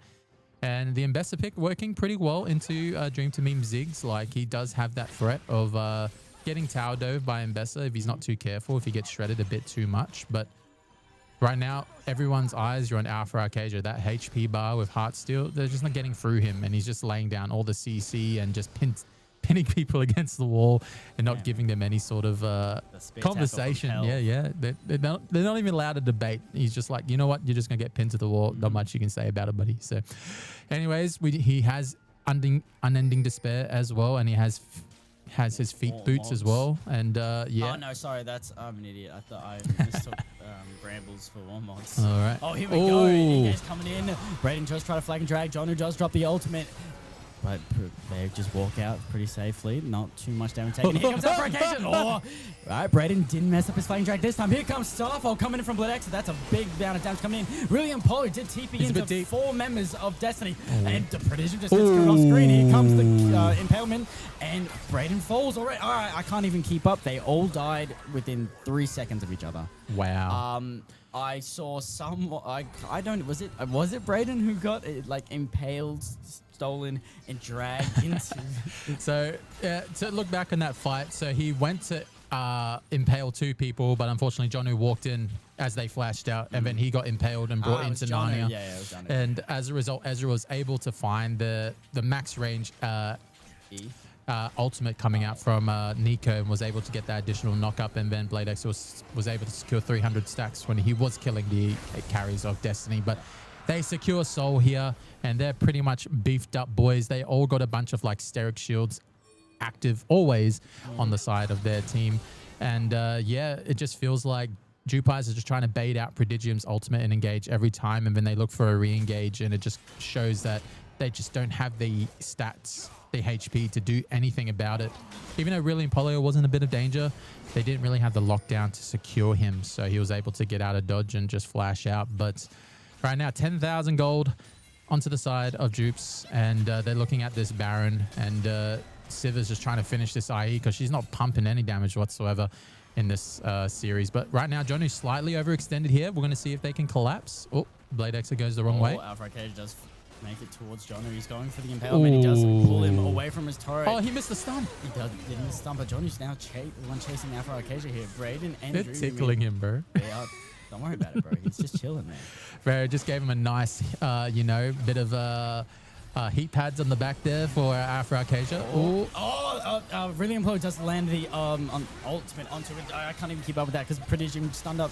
Oh my gosh. I'm looking at the wrong direction. I saw Prodigium going onto Bladex, but here we go. Brett does. I can't keep up. Oh, why is Brett go back in with the Cataclysm? All right, he goes back to the 4 members and just dies. Why did you go back in? All right, they want to kill. They want to kill. They want to kill him. They don't care about Baron. They're like, kill him. Kill him. What? Yeah, there we go. My eyes. What just happened? I got stuck on Prodigium going onto Bladex with ultimate and then running away. I look back and then I see, I think it was Duplight and Jonu dying. And I'm like, team fight's over. And then, no, never mind. We're going back in. All right, so they're going to look for the end here. Even though Jonu and Dream Tamim come up in the next 5 seconds or so, these towers are falling very, very quickly. They do have mites as well. They can't do much about it because Alpha Arcadia has 5,000 HP. He's just looking at this Nexus. I mean, he doesn't do too much damage to the All right, here we go. It looks like we are probably going the distance here, ladies and gentlemen. And I have to say, JWP has shown up in game 2, and man, I have to say that I'm not sure how to is end of game. Oh, right? You can do that, but. Yeah, JWP have shown up game 2. And I got to say, Destiny, they didn't look too good in this game because even though they were trying to make things work, JWP had an answer every time. And I got to say, that kind of segues into, let's just start with the MVP because I think Alpha Arcadia has a very strong case, but so does Blade Xer, so does Modify, so does Ezra. I mean, yeah. Everyone had a role to play, but I think based on how the game went, I think Alpha Arcadia really set up his team for success. It's between Alpha and Blood Xer. So Alpha Arcadia did what Braden did in game 1. He just flipped the script and he was like, hey, you know what? I'm going to secure every objective. I'm going to meet you every time you try to gank or counter gank. And he was there. He had the timers down. He was able to match him every step of the way. Maybe it doesn't help that Braden kind of first or second times J4, but it's not a very hard champion to pilot. But I think Skarner was keep bagging him out. Yeah, it just goes to show that the prep has definitely come in here, and the comp that has come out from the side of JWP it shows that they punished anyone that overstepped, and there's not much you can say about it. But I'm really inclined to really... Alpha Arcadia kind of was the catalyst for his team, and I think Blade Xer did the roams at the right time, and he matched his jungler. So it is definitely out of those two. I'm kind of leaning towards Skarner or Alpha Arcadia at the moment. So he did land some pretty big ultimates. He was the frontliner for his team. He was able to apply the pressure at the right time, and yeah, he was stacking that heart steal in that grasp. So yeah, I think I want to give it to him. Yeah, I'm happy to give it to Alpha Arcadia. All right, congrats, Alpha Arcadia. You flipped the script onto Braden, but now that segues into our SVP. And not much you can say. I guess it's out of Dream and Jonu because I think everyone else kind of fell to pieces. Yeah, it is. I'm more leaning towards Jonu. He did have a couple of good ultimates, and yeah, he always had pretty decent ultimates. Yeah, I'm just like, it's so hard because, yeah. It's so hard because he had to TP and he had to try and make something happen. And a couple of those early dragon fights, his ultimates were really well placed, and he forced JWP to back off, and he was able to apply the pressure, but his team couldn't follow up because they were so behind. So I'm inclined to give it to Jono here. Unfortunately, everyone else made a bit too many mistakes in my opinion. I think Prodigium was the target for the side of JWP. They were able to blow his ultimate and his abilities up to the point where they couldn't find any sort of re-engage or they couldn't fight back. So they always looked for him whenever he was trying to get vision down, and JWP, they definitely executed flawlessly, in my opinion, besides an early game fight here or there where it did look very, very scrappy. But yeah, I think I'll give it to Jonu for SVP for that one. But I guess that kind of segues into our third game, but we'll go to a short break while we set that one up. Thanks everyone for viewing, and thanks for our sponsors for this year's comp. And I'm glad it's not a 3-0 stomp. It might very well be a 3-2 banger. We're going to go Silver Scrapes with this one. And JWP have shown why they're the reigning champions, and we'll see you guys in a few minutes. Actually, keep talking for a second. I'm just all right, so yeah, just to recap on that game, the series so far, Destiny stomped Jupes, and then Jupes stomped Destiny. They gave it back to each other in spades, but I reckon it's just one of those things where both of these teams, the preparations are slowly come through in terms of the Skarner pick and the Aurelion Sol pick probably took JWP by surprise. I mean, Destiny by surprise. And the J4 pick probably took JWP by surprise, but wasn't executed accordingly. But it goes to show that Red Side is super important here, and he was able to get the pick that he wanted, and Blade X was able to execute with that counter. And the Ambassador pick was able to survive in the top lane, especially against the pick by Rumble. But the reason why you pick them better is so that you can carry those extended team fights with your energy bar and your ability to be an absolute menace. But I gotta say, JWP is looking pretty clean at the moment. We're gonna see if they can repeat that in Game 3, and we'll see if Destiny can bounce back from being stomped in Game 2, because it didn't look too flashy on the side. They kind of fell apart as soon as things weren't going their way, while JWP showed a bit more resilience in Game 1. But you know, that's probably the way Destiny plays in general. But you know, both of these squads are the best of the best, and that's why we're in the grand finals for a reason. But I guess we'll be right back. That just means that our predictions were right. I did say 3-1, and you also said either a 3-2 or a 3-0, but it looks like 3-2. But yeah, we might be going to a 3-2 because JWP have shown they can throw down, and they can throw down very, very hard. Alpha Acacia's made a statement to Braden here, so I'm going to see what transpires. But yeah, I can see the chat popping off there just a little bit. Might as well have a quick look at those comments. Right. But yeah, Dirty Gator just letting him know, I suppose. And Jacob Beard showing his support, and James just letting the chat know what's up. So yeah, James being the prominent AD carry, just letting everyone know this is what you're meant to do, etc., etc. But you know, that's what makes these conversations and this chat so spicy. It's good to see the community come together. So it looks like Nash is nearly finished up. I'm good now. All right, yeah, no worries. Good now. We'll see you in a couple of minutes. Enjoy a couple of these ads, and thank our sponsors once again. See you soon.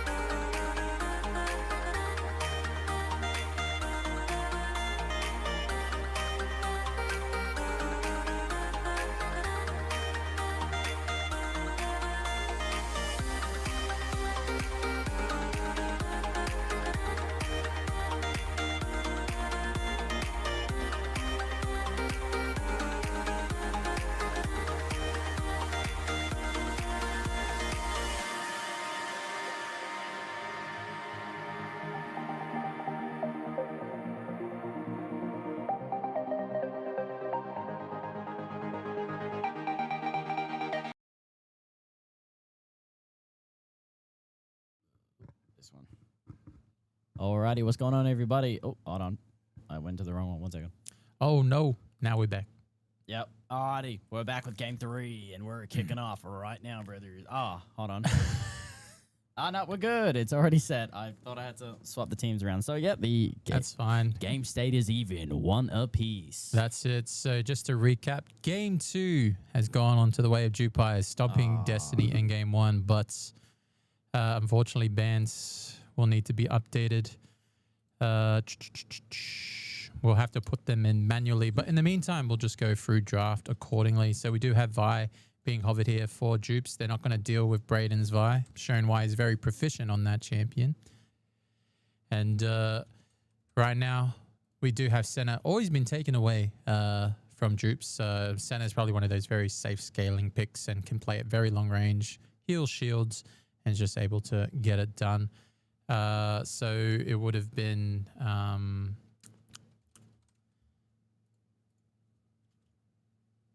Rakan. Yeah, that's the one. Yep. So we're just sorting out bans on the back end here, but Bard being taken away from Prodigium always. Yeah, and modifiers Twitch as usual. I believe Skarner was their jungler. Oh, yeah. Yeah. That was... Yep, Aurelion Soul. Varus Nico. Okay, so we're just getting those bans in for a league broadcast. But we'll see if those get refreshed, and they do. Yep. So there you go. Just for everyone wondering, Fearless is a best-of-5 series for this grand final, and the champions from Game 1 and Game 2 on the top of your left and right screens cannot be repeated or played in the series moving forward.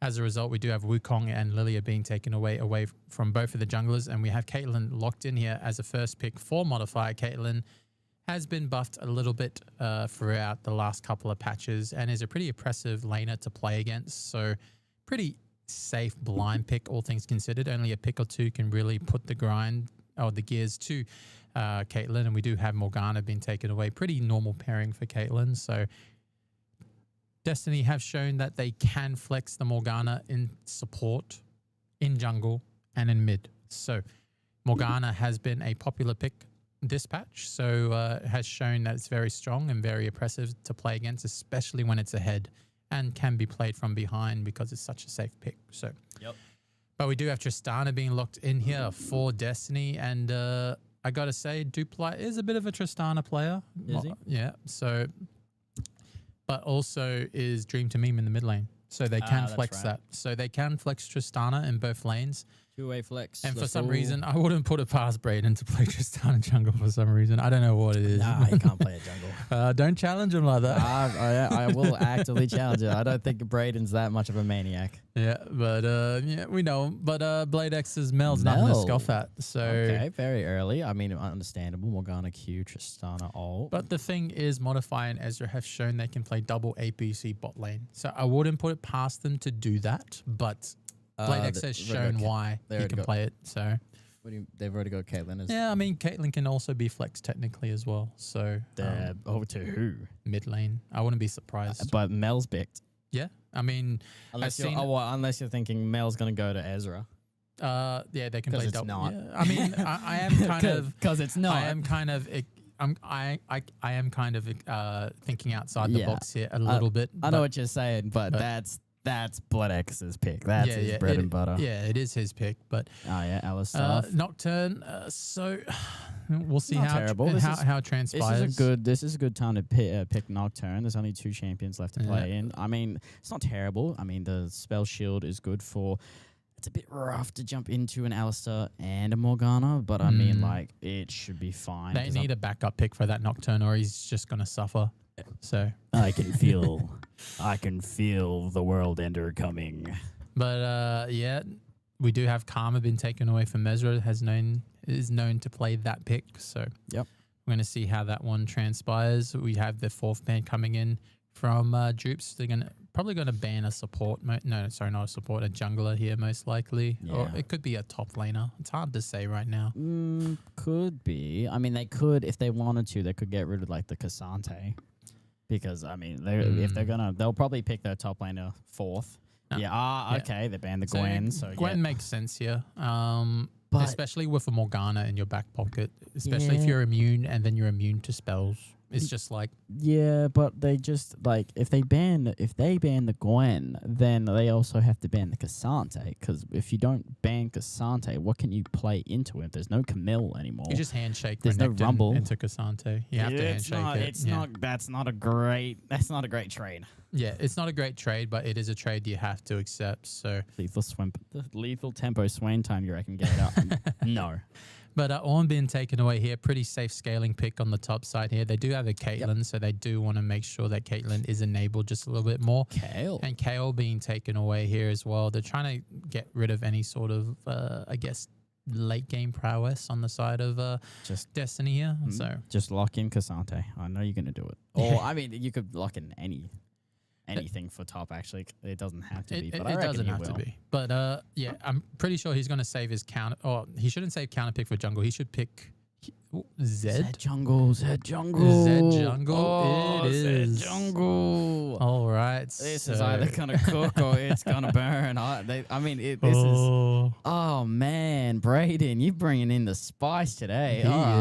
He is. All right. So we're going to see what comes out of Modify and Ezra here, what they're going to pick respectively for their top and mid lane and Cassante. Yeah, if you don't pick Cassante, then he's just going to pick it. That's why you have to pick it there.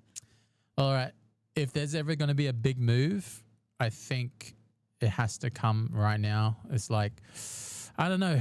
I would flex Mel support here, and I would probably handshake Silas, pick but that's just Renata me. Right here. Take the Renata.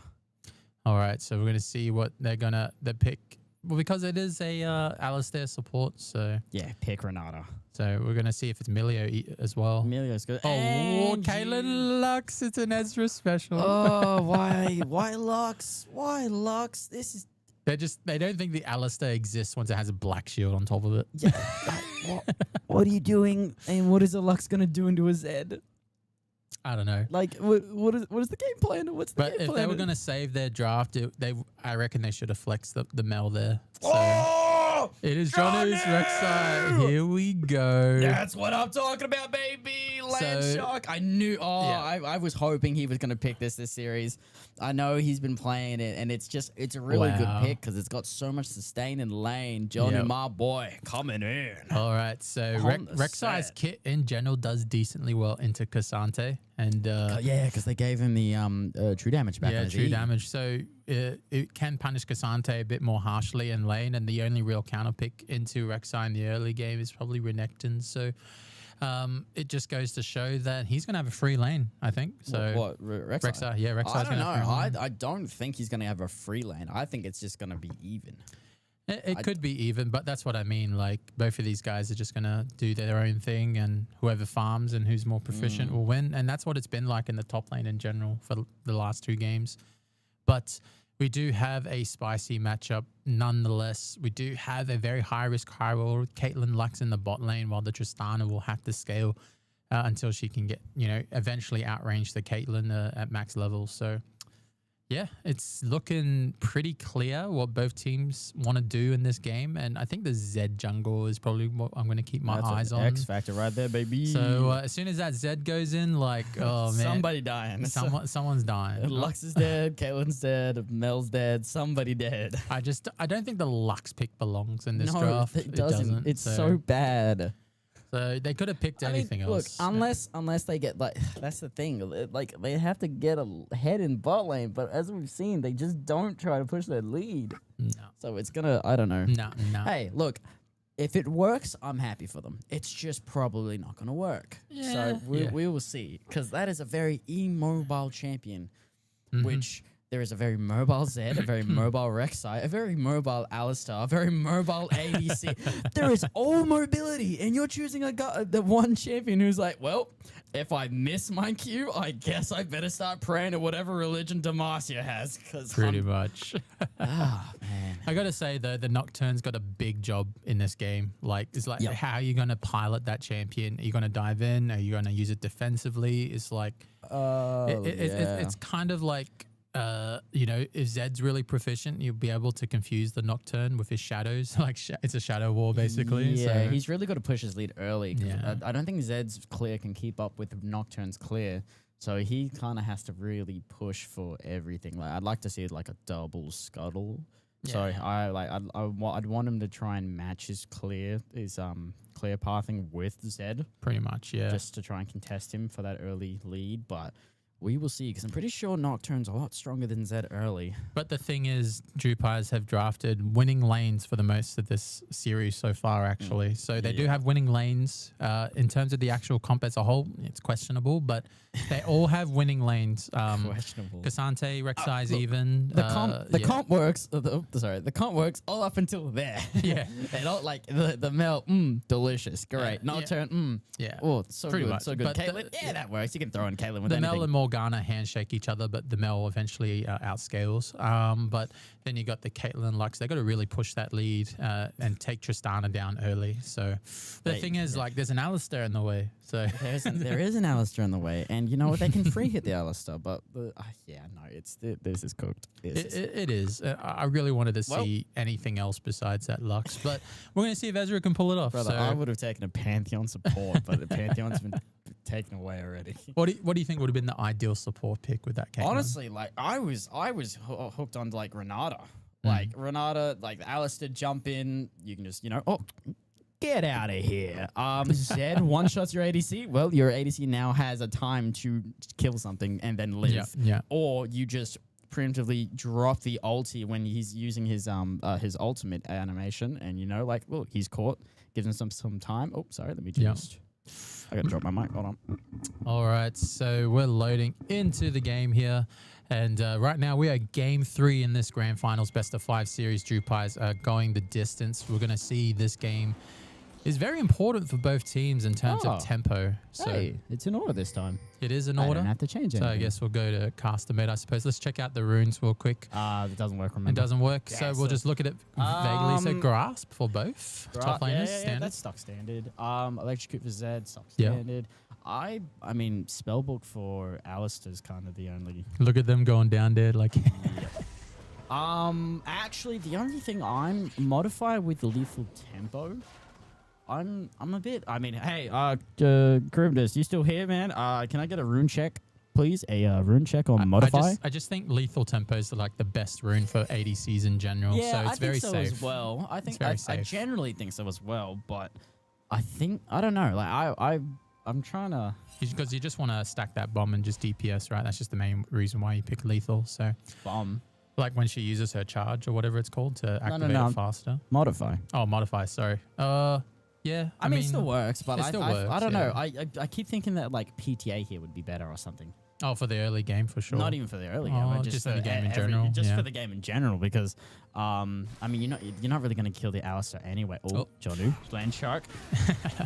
You're not really going to kill the guy anyway, so you may as well just combo with Yugo. All right, Burst so mage. The main thing that I'm aware of in this mid lane matchup is that Morgana will have to rush cooldown reduction, or eventually Blade X's skill rotations will be able to, outlast like the amount of black shield she can put down. So eventually she'll get phased out of lane. I know what he's doing. What's he doing? Prodigium. I just saw the video. He's gonna. He started W, and he's just gonna keep knocking the. He's gonna.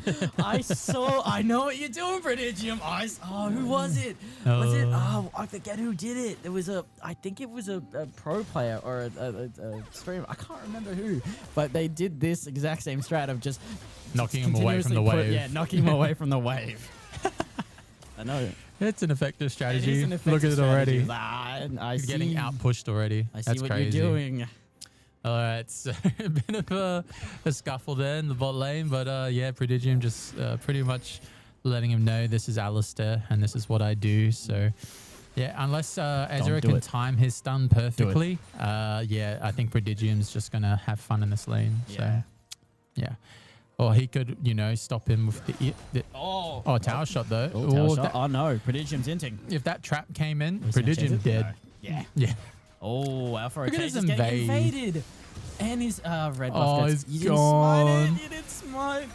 needed to smite that brother. Oh, no. Look at, Prodigium. he's hinting. What are you doing, Prodigium? Wait a minute. Maybe he's cooking. Maybe he's cooking. Ezra's falling down. Oh, flash over the wall, and Prodigium does fall. Wow. Wait a minute. Didn't you want to do play by Oh, play? yeah, I had to do that's play by play. All right, looks like Modify is going to poke out Duplight here and lands on the trap. Duplight just stands on it, forced to flash and barrier there. And yeah, very big mistake coming out from Duplight. Just walks into that trap and he's like, okay, let me just blow both of my summoners to survive.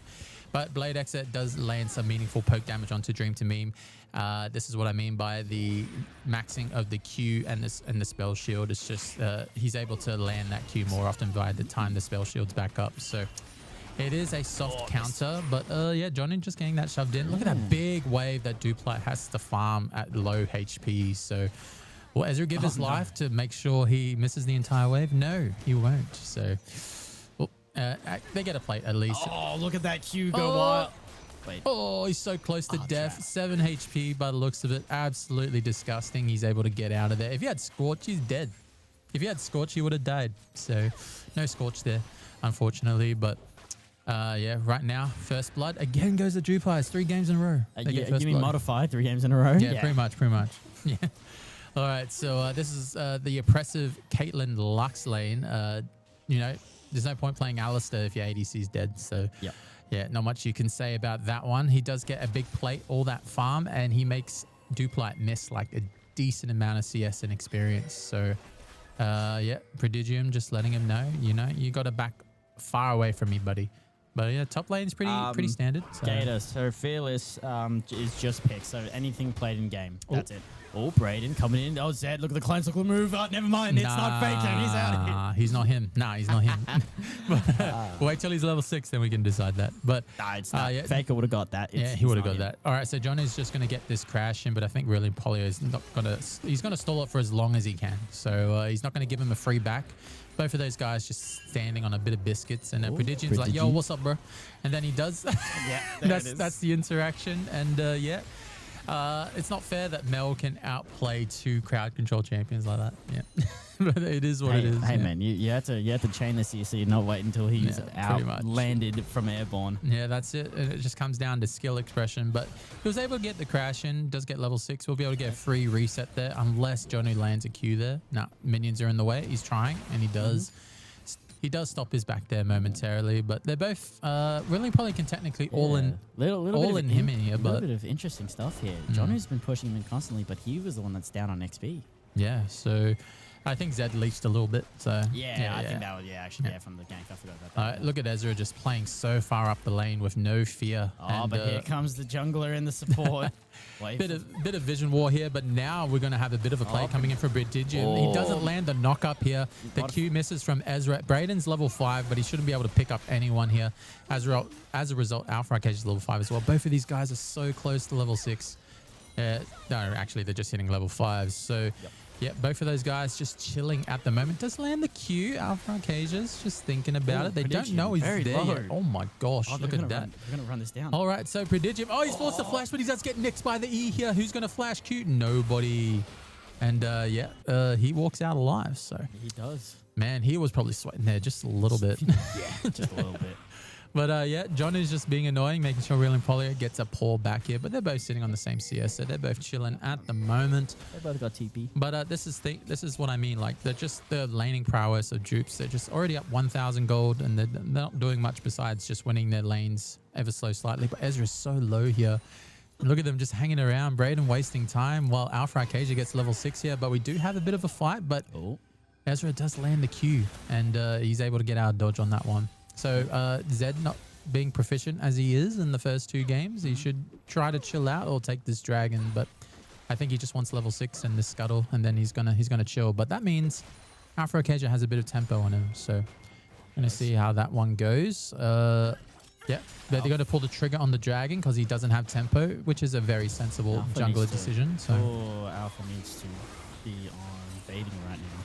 Yeah, but he's not aware that they're taking dragon. But this is just the jungle knowledge. Pretty obvious. There are 2 lanes are missing. Yes, pretty obvious. Where is everybody? I mean, if Brayden's not in your top side right now, he's doing the dragon. And I bet you Brayden's gonna be like, yeah, my top side's gone. Wait a second, it's not. But I mean, without like fog of war, like it's a bit scary. It's a bit scary. But the thing is, like, you know, both of these guys have to actually back here because they are sitting on a decent amount of gold. So, Dupes are just sitting, you know, 100, 200 gold above all their counterparts. And Prodigium's actually down 300 gold because he's deciding not to back whenever he doesn't want to back. But right now, we do have Grubs being taken, or not being taken, starting to get taken, sorry. And I think they're going to do all three. Mel and Nocturne do have decent AoE. They're going for the, no, they're gonna try. No, here we go, Prodigium go, flashing over the wall. Oh, that's my a bit early. gosh.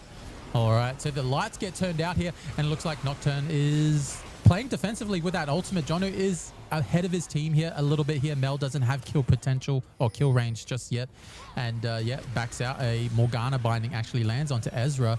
He is in danger of dying if he doesn't back off here, but Prodigium doesn't have flash. They recognize it. He's forced to go back in. Brayden actually goes in here. He looks for the ultimate onto Ezra. He does get exhausted. He is living ever slow slightly. One more auto attack actually lands here. And as a result, Mel does try to get a bit of damage back, but does get assassinated. And as a result, man, they actually fight back there 2 for 1. So all things considered, pretty good fight for both squads, but Destiny inch out ahead against their counterparts, true players. But yeah, Jono goes back to lane, and then he's like, I'm going to tunnel and get my CS back. But Modify's just taking these plates.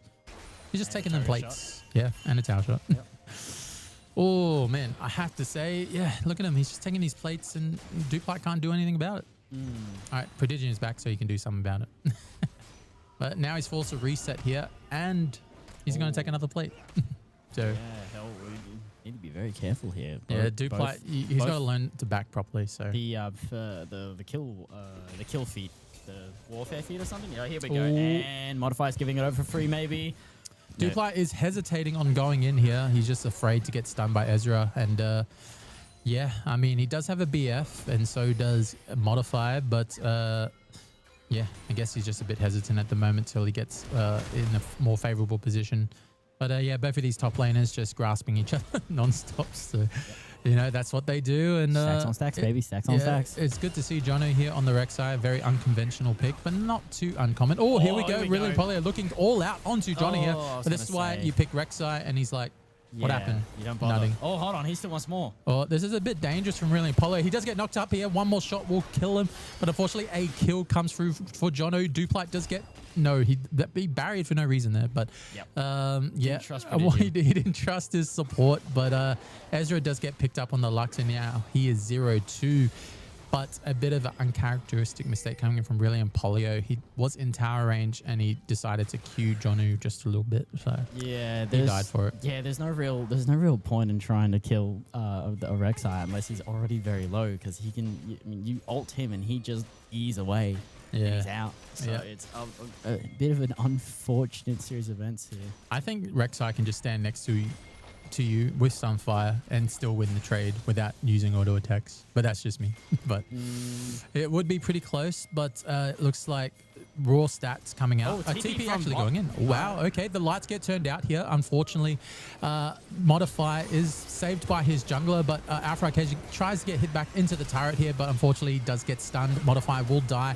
It is a bit of a late rotate coming out from Blade Exa, but you can't really do much about it. But Prodigium will get killed here. No, he does survive. He has the pot ticking. Brayden's looking. Oh my god, he absolutely destroys Ezra there. The Lux pick coming in clutch. And yeah, the binding does take the kill onto Ezra. And I gotta say, it's not looking too good right now. Red side is looking very popular for both of these squads. Yeah, this is going is about what I expected after I saw that Lux pick. Okay, so Nash has let us know that the Lux pick is absolutely disgusting here, but these top lane fellas are just gonna, you know, I think the tower is gonna be a deciding factor. Yeah, you know, whoever takes first turret is the king. Rek'Sai is really a good counter for Cassante. Cassante really can't do anything into it. No, he can't do much about it. Look, you have no choice. I'm gonna farm. Oh, he's going in onto Brayden. Brayden's gonna use the ultimate here. Unfortunately, what if I get hit by every shuriken? And he gets absolutely blown up. And I think, yeah, Prodigium tried to steal the kill there. Yeah. But yeah, that's the thing. Like, Modify had flash. He had flash, and he decided not to use it and decided to get hit by every single living shadow. Yep. Absolutely disgusting there. So Modify maybe egoing it there a little bit, but yeah, had a chance. Morgana Q misses there ever so slightly onto Ezra here. Ezra does tick over to level 6 finally. And yeah, a dragon is on the cards for the side of Destiny, I would say, because looks like Alpha Arcadia is going to leave that one alone and reset and do his top side. So they're conceding this one, unfortunately. Yeah, Ezra's just in no position to do much. He's just sitting on like 200 HP, and yeah, he has to get a reset, get that vision down for his squad, because right now they're just can't do much. Yeah. So yeah, John is just trying to get those grass procs, and he knows how to play into Cassante, obviously. So yeah, he's just getting whittled down there by the Sunfire and the true damage coming out from Jonu's kit. Yep. See you later, mate. See you later, mate. Did use his E. This is times you can look for something when his E is on cooldown. But Duplight has killed that dragon with his jungler, and yeah, right now Dream to me is looking pretty strong in this game. He has 4 kills in his name, but he is down 30 CS. But yeah, Jono looking for kill threat, probably needs another 100 HP or so to, you know. But, you know, this is why Cassante has the best health regen in the game, right? Absolutely disgusting champion. It looks like Alpha Arcadia is going to get picked up here. He does use the spell shield, but they're not buying it whatsoever. And as a result here, he will get... Oh, no. Not yet. Oh, the flash Q. All right, Jonu's going to get the grasp, and he's just going to walk out there. Didn't even worry about ult. Nah, and they're going to take his blue side, and I'm sure Alpha Arcadia is fuming right now at his support, because, yeah, that's not much you can do with a Lux support if you're that low. So yeah, especially when you get tunneled like that and Zed shadowed like that, and Alistair engaged like that, and everyone's looking at the Lux pick and going, we can't do much here, can we? So yeah, Destiny have taken full control of this game. They're nearly up to, you know, 1,500 gold, and there is the interaction, but as a result, Dream to Me can't block everything with that spell shield. So he's 5-0 though. Yeah, he is 5. Oh, here we go. Yeah, he's like, give me that farm, baby. So yeah, they're going to rotate top for this Rift Herald play. So they're taking a page out of other teams' books just to rotate the bot lane into mid lane or top lane, and make sure you get that mid lane and top lane control into the Rift. Because right now they're just sitting on 2 dragons. They're chilling. Modify only has Yun Towers. He can actually do this. Oh. And Ezra uses Q on the Alistar instead of on Jonu. It's so disgusting. All right, a TP actually comes in here. Jonu is exhausted. He is running out of tunnels. He's trying to get to his tunnel. He's like, see you later, mate. Got plenty of tunnels. There's another tunnel. Yeah, he needed to flash to that tunnel or he was going to die. So yeah, they get the flash out of him, but a big TP play. Alpha Arcadia catches Prodigium slacking. The tower goes down and he will die as a result. The feat of turret has been claimed, so feats are still technically up, and Blade X gets a much needed kill for his squad. Yeah, so they need to get... Ooh, sorry. So GPs need to get the next 2 jungle objectives to claim the feats. However, Destiny will need to claim 1. All right, so if there's anything Destiny should recall is that Blade X's Mel is very proficient and very strong in his hands, so they got to be careful giving him any sort of gold whatsoever. So a very proactive play coming out from Dupes. They've got to take whatever they can get. Even though the kills are very favorable to the side of Destiny, like any sort of meaningful gold and feats are not quite insurmountable just yet. Both of them are definitely on the cards for both of these teams at the moment. But in terms of XP, Jonu right now has the lead on his counterpart, and Blade X has finally edged out Dream to Meme, even though Dream has 5 kills. So it just goes to show that Blade X is still driving the mid lane here technically, but we do have Ezra forced to flash here, and yeah, that was just a hello from Brayden, and he was like, "Nah, I don't want to say hello back." So yeah, right now we do have Rift here, and a flashless Lux is pretty hard to play. So yeah, they're going to take this Rift uncontested, and yeah, not much they can say about it. Yeah, unless the hero sacrificed by Alpha Arcadia. They got all 5 here. Nah, they got all 5. Smite fight. All right, really probably got to be careful. Yeah, he dashes out. He's behaving himself. But yeah, the feats of strength completed for the side of Destiny. So they're just, and the monster slayed as well. Sorry, so they're just chilling at the moment. They're just chilling at the moment right now. It's just whoever has this next dragon. I think Dupes will have to answer this dragon. But if Jonu arrives, well, his TP will be up by the time the dragon comes up. But really, Polios won't. So they will have a small window to compete for that one. But I have to say, this interaction between Cassante and Jonu must be so depressing for Cassante. He just can't do anything. Yeah, you know, it's not very often Cassante can't really do anything into a matchup. Yeah, he's just procking grass non-stop. All right, here we go. Oh, the knock-up is beautiful. Yep. Oh, here we go. All right, they're just gonna take tower in his face, and then yeah, they're gonna kill him. So the tower hits Brayden once, twice, three times here. Oh my gosh, Brilliant Polio is outplaying both of them here. This is unbelievable. Is it a 2v1? Brilliant Polio, he has run out of Qs, but oh, he was so close. He was so close turning that around. That would have been the highlight for this game, but the tower was like literally getting chunked away. It was like on 8 HP, then it was like on 4 HP, and then they finally got it. But Blade Exa is collapsed here by Prodigium. Forced a flash, immediate follow flash from Prodigium. Unfortunately, Dream Team just has to walk up, press his ult, but he uses his ult perfectly. Will he have the damage? No, he doesn't have the return damage. And Ezra will be collapsed there. He doesn't have flash, and Dupli with lethal tempo will say hello, and he gets an additional jump and a black shield to boot. And yeah, this is now really falling to pieces for Dupes. They just get caught sleeping there a little bit. It did look like a very serious moment for Brilliant Polio in the top lane, but Brayden and Jonu, they don't lose composure under that turret, and they take it, and then they take Brilliant Polio's lives. So congrats to them. And now they take this third dragon, and then they put Dupes in the hot seat for the next 5 minutes. So yeah, Brayden has slain the dragon, and Jonu, let's see how much damage he does as a tank. Cassante just takes half his HP. Just love that. Tank Rek'Sai. Yeah, tank Rex. Yeah. Sorry, Rek'Sai. My apologies, but Brayden's coming to kill Modify. Oh, Modify dead. Oh wait, can he land an E? Oh, he's gonna live. He's gonna live. Oh, actually, Brayden might be inting here. He's still alive, but yeah, Ezra gets all the gold. Oh, see you later, mate. He does a quick 180, 360 combo here, but unfortunately he gets collapsed on here by 3 of them. Can he find a tunnel way out? He is CC'd and rooted for so long. He's healing.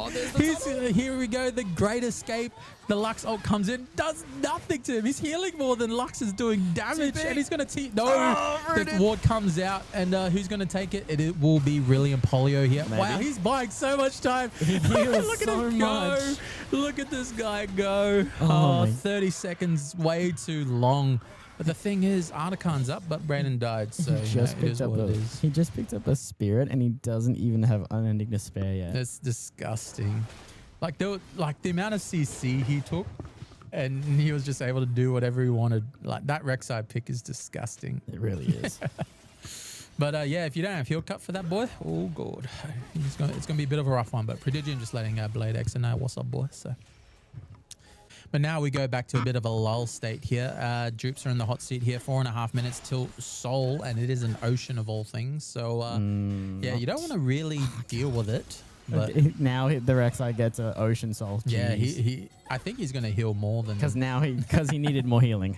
Yeah, he does. Oh my gosh. Can you imagine if he had a Senna support as well? It'd be absolutely disgusting to play against. But yeah, but instead he does have a Morgana with Black Shield. So yeah, I don't think this Rek'Sai is in any real danger unless Blade Exa starts stacking that magic penetration. But he's a long way away from that. Yeah. He's gone for the DPS build. So... it just goes to show they're going to take this Artican uncontested, and yet I think Alpha Acacia has to respond here. This is like it's not necessarily a do or die moment. Blade Exa is caught out here. He is going to get CC'd, and he's going to reflect a lot of damage, surprisingly here. Dream to Me will get picked up here. Jonu will survive. He will ult onto Alpha Acacia here. A beautiful ult comes in from Caitlyn. Actually lands to hit Dream to Me, and that actually means the tower shot will kill him. Dupli is trying to land any sort of meaningful damage. Modify is actually stuck between 3 people here, but they do have the damage. They do have the CC, but Modify, he just barely touches this guy or Jonu. But Brilliant Polio is able to get out of dodge, and all things considered, that's a 2 for 2. Couple of mistakes coming out from Destiny, but Jupi's were able to survive. Yeah, that was a lot closer than it should have been. Yeah, I think the 6-man was the MVP for that one. The tower for the side of Jupes. Yeah. So, yeah, you take what you can get at this point of the game because, yeah, right now this Caitlyn needs that IE or else, yeah, you can't do much with this Lux support. Even though Lux does have a decent amount of AP, he's tickling their front line. Yeah. So, yeah, how much damage can you do? Oh, Prodigium's like, yo, what's up, my Lux? And you're going to go into no man's land here. TP as well. Yeah, and he's going to die, unfortunately. It's just going to be a matter of time before he gets run down. And as a result, they lose Artican off this because he decided to go for a slightly deeper ward, and Prodigium punishes him here. And he gets knocked up into Narnia. Yeah, Johnny picks up a much-needed kill. He's doing too much damage, like, for a tank. Rek'Sai. It's absolutely disgusting. Yeah, what can you do if you're only tickling the guy? But right now, they're going to take this Artican. Unless Alpha Arcadia pulls off a miracle still, a TP actually comes in here for the side of JWP's Angels. They turn off the lights here. He's actually going in for Brayden here. He doesn't have any sort of backup from his team just yet, but Jonu's the front line. Like, he's just so tanky at the moment. But the thing is, BladeX actually has a dot build, so eventually he should be able to kill Jonu. Big kill! All right, a smite actually comes in from Brayden here. They pick it up. Dream Team will pick up. This is a double kill. This is really, really big for the side of BladeX. Can they actually pick up the Zed on the way out? They should know he is around, and he does have enough energy to challenge BladeX here, and he will pick up a 1v2. But no, he will only pick up the 1v1 in a 2v1 scenario. But yeah, that Artican, big objective to take, but Jupes were able to pick up a couple of shutdowns in response. All right, that's not how that was supposed to go. That's that was very shocking that fight went that way. I mean, yeah, it was because of the Artican resistances, weakening them so much, but still, this is why you don't take Artican without getting a decent pick off. Oh man, this game is. It is a bit. It is a bit draining because there's a lot going on. But I have to say, like, they go on the distance every time. Like, the last two games have gone around 28 minutes. Dragon is on the cards for Destiny, and we're going to see if JWP can take it away. But the ult will be coming up. The ults will be coming up for the side of Jupes just in the nick of time before the Dragon spawns here. But a big binding comes out from the side of Destiny, but he becomes unstoppable. But he preemptively black shields Prodigium just in case there's any sort of shenanigans. But they do take mid lane priority here a little bit. BladeX is actually going to do a lot of damage. He does have stopwatch here. They turn off the lights onto Morgana, and Morgana will get picked up here. He is fleeing, but Alpha Arcadia is separated from his squad. But unfortunately, Prodigium dies because he's just taken too much damage. Brilliant Poly is surviving a lot longer than expected. This is absolutely disgusting on the side of JWP. They're actually finessing him here ever so slightly, but he does get ticked down. Brilliant Polio, he will not survive. Lethal Tempo is enough to pick him up here. BladeX does return damage, but unfortunately, he will get picked up by Dupli. Can Modify save his APC? No, he's not in position. Look at these guys just recalling on nothing. Lux is like, we need to get these guys in the brush. And here we go. Does Modify have the damage? Yes, he does. He picks up one. Can he pick up the second one? All right, this is a very scary situation. Unfortunately, eats all the shadows on the side of Brayden, and Ezra just flashed for no reason. It's a bit unfortunate. So as a result, they fought very, very well, all things considered. But the thing is, the target selection wasn't the best, and Alpha Arcadia was separated from his team. So the pick of Nocturne actually coming back to bite them just a little bit, and they will give Soul as a response. And yeah, Ocean Soul on the Rex side, like you said, ooh, what can you do? Yeah, that's not going to be too fun. And it looks like he's picking up Asterix as well. Yeah, picking up that AD now. Asterix shield's going to be even bigger with Spirit's Visage. And he does have a Mountain Drake on that as well. So yeah, he's going to be a very hard person to get through, because even though BladeX has gone the correct build this game, it's taking him a bit too long to get this damage down because the front line is a bit too hard to deal with. Yeah, really, Impolo is trying to do what he can with the gold he has. Same with Alpha Arcadia. Right now, it's just they're relying on this Caitlyn Lux combo, but it's just not working out for them. And right now, really, Polio, he's just trying to put any sort of meaningful pressure. BladeX absolutely gets comboed once again here. Will he be able to return the meaningful damage? He does, but it's just not enough. Prodigium lands a pretty decent combo here. Modify actually goes into Brayden, but will not work out. Brilliant Polly is in between 5 squads. He's in a Destiny mosh pit. He tries to opt out, and yeah, unfortunately, he will get picked up. Lethal Tempo, Tristana is online here. The resets have come in, and it is a clean ace onto the side of Destiny. The Tristana has come online there. And yeah, if they ever get BladeX out of position like that, it goes to show that the vision control from Destiny, it's working out very well for them, because they can't rely on this Lux to get any sort of deep, meaningful vision without getting punished. So the pick coming back to bite them. Yep. And they will take Baron as a result here, and we might as well just check the full goal graph for the last couple of minutes. As you can see here, ladies and gentlemen, JWP were in it until Artican, and then Artican into Baron. And yeah, not much can be said about that. A 6,000 gold swing in the space of about 4 minutes is absolutely disgusting, ladies and gentlemen. But as you can see here, in terms of the gold tab, everyone on the side of Destiny are just chilling. And even though Prodigium's making every single sacrificial play, his champion is speaking volumes here because he's doing the meaningful amount of CC to displace Blade Exa and to displace Jupais and just make sure they can't play front to back very, very well. So yeah, shout out to Prodigium there. And in terms of XP, like they're 2-3 levels against their counterparts. Like not much can be said about that. So. Yep. Right now, Destiny are in the driver's seat. They just need to close out. They can wait till Elder technically, but I don't think they even need to. So yeah, they just have so much gold in their pockets, and Tristana does have Flicker Blades. So yeah, Blade Exa, he's trying to get gold for his Zhonya's so he doesn't get one shot. So he's just trying to chill at the moment. They can punish someone. Ezra, he's going to clear that ward. Will he get punished? Oh my gosh. Yep. And yeah. Wait, he did land on a trap. He did land on a trap. He still has ult. Oh god. Yeah, Shadow into Shadow. And that's what I mean. That's just the Shadow Wars there. And if Zed's got a lead, not much you can do about it Nocturne. So he's just regaining his energy so fast. And it's also because of this Ocean Soul as well, technically. So it's working very well for them, all things considered. And yeah, right now they're just taking out all the tier 2s on the side of Jupai's towers. And yeah, nothing can be said. Look, just look at the scorecard on the side of Destiny. Just everyone's kill participation is so high, especially in top lane. Jonu was able to make pretty big TP plays, all things considered, and buy a lot of time. And yeah, just this counter pick. I would even call it a counter pick at this point. It's just, yeah, Cassante just can't do much about it. He just can't play the game. Rek'Sai is the counter pick, yeah. Yeah, so it's disgusting. Nash, what can Jupais do to get back in this one? /FF. Okay, you heard it here. I mean, they like it. There should be no unless.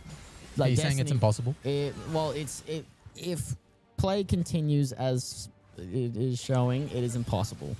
Like they would have like Destiny would have to start running it down because like Brayden can just the worst he goes 1-for-1, but like knowing him playing Zed, he should be able to pick up 2 kills pretty much every fight just by playing it right.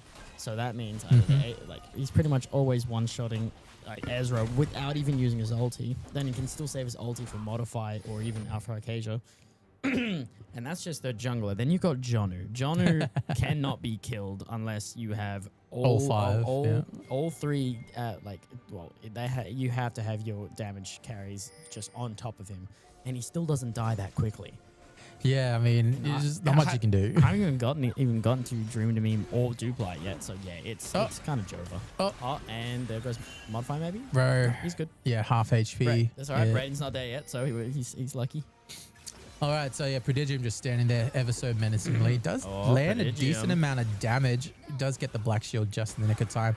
And yeah, that's a dead support. No, he missed the Shadow. Missed, but hold on. Wait, it doesn't matter. He burns. Oh, wow. All right. So Ezra miscalculating with his calculator there. So. What calculator? Oh, okay. But anyway, Ezra, it's pretty illegal. He can't walk up. Oh, heck, they have to pull the trigger here if they're going to use that. And unfortunately, oh my God, he just gets CC'd 100-0. Really, probably, he's dead. All right, so they're knocking onto this turret right now. Tristan needs to just auto attack it, and unfortunately, they're just falling one by one. Prodigium lands a big combo, and unfortunately, they have not much to say about it. Another knock up. It's just knock up bounce trampoline central for the side of Destiny, and they just absolutely wipe them without even trying. I thought they were behaving themselves to wait for Elder, but they're like, wait a second, we just killed Ezra, let's just kill the rest. So. Just tanked like 7 turret shots and it only took him down to half. All right, so yeah, a bit of a final spark and a final ending for the side of... Wait. Ezra's dead. All right, style points for the side of Dream to Meme, but he does give his life to Ezra's KDA. Looks a little better, 2-11-7, but I digress on that one. I got to say, Jupe's had a chance until that Arakan moment, but yeah, it looks like the Lux pick came back to bite them a little too hard. Yeah, they had a chance until 5th pick Lux. Nah, but yeah, that was a pretty rough game for Jupies there. It was. They did have a chance, but it went away just as quick. So we might as well ask ourselves, who deserves to be the SVP? Is it Blade Exa? Is it Modify? It's out of these two fellas. So who do you think? Nash, who do you think? It's tough. I have absolutely no idea. I mean, Bloodexer did get most damage on his team, but not by much. Yeah, I think just the early game of Modify kind of edges out because they were able to pressure plates, Duplight until Duplight decided to realize that, wait a second, I'm Tristana, I can W in after 2 items with lethal tempo. That was pretty that was pretty illegal that they were allowed to do that while versing an Alistar. So yeah, but the level 1 party was pretty funny to watch. Just Prodigium just knocking back Caitlyn non-stop. But there's not much to be done. I think out of those two, I think BladeXer didn't really make any mistakes because Destiny just played so much better as a squad, and they executed better. He was just getting targeted first in every fight. He was getting targeted over Modify most of the time. So and Modify was also out of position in some fights as well, but it came down to Destiny's execution. I believe it's tough, but I think I'm leaning to BladeXer. All right, we'll give it to BladeXer then. That's fine. All right, BladeXer, you get that one, buddy. Yeah, all right, so MVP is a different discussion. Jonu, shut up. Jonu, go next. Yeah. All right. Jonu, go next. Let's look at it properly. Let's look at it properly. Jonu, go next. No. We'll look through it. We'll look through it. So I'm discounting bot lane. Yeah, Duplight didn't play aggressive enough for my liking. Yeah, I'm discounting bot lane. Prodigium made every single sacrificial play, so he's the unsung hero. He is. Morgana just played with Brayden, so he did a stock standard game. Yeah, so Morgana was just like, I just press Q and then I press spell shield and I press ult when I need to. I don't know how he got 4 kills so early. He was just the recipient. He was the recipient. He was just getting. Brayden made a couple of mistakes. He did make a couple of mistakes, but he was also played very well. He played pretty well. Jonu the GOAT. Look, man, it was that part before where it took 30 seconds to kill him from 4, was it 3 or 4 members of JWPs? The man was just a menace. He was, it's probably going to go towards any of those 3, right? So we, as top laners ourselves, we're kind of biased a little bit. Hey, kind of showing jungler here. I know, but you know what I mean. Bro. I know what you mean. But it's but Jonu didn't make any mistakes. So let's just look at the amount of damage he taken. So as you can see here, he wasn't even the person. Oh wait, no. Okay, there we go. All right. Yeah, that's it. All right, so that's a lot. Yeah, 10,000 more than the Cassante. All right, so we might as well look at self-mitigated damage. Yeah. All right. So as a champion, he took the most, and then he was able to. That was the most. That was the most damage, and that was the most as well. So, he took the most damage, mitigated the most damage, and healed the most. And healed the most. All right, so I think Jonu has a strong case as a top laner. He was just bodying Reeling Polio that game, but that's because of counter pick, right? Yeah, that was counter pick, but he played side lane relatively well. He did get collapsed on a few times, and he was surviving for so long. And he was up 100, gold per minute on his counterpart laner. So it goes to show that he played pretty flawlessly, all things considered. And Dupes only collapsed on him when they had like 4 or 5 people, right? And they were able to kill him. I think Jonu. Yeah, he has made a strong enough case, even though Brayden. Brayden did extremely well. Yeah, he's up 200 gold to his counterpart, right? Per minute. Let's also just remember how many kills he got donated by Ezra. So let's not the man was being presented with a on a silver platter, right? He was okay. But again, he still rightfully got those kills. He still rightfully played extremely well. I'll back up my fellow caster here, and we'll give it to Jonu. Yeah. All right. So look, if Jonu wasn't playing Rek'Sai, Brayden would have gotten it.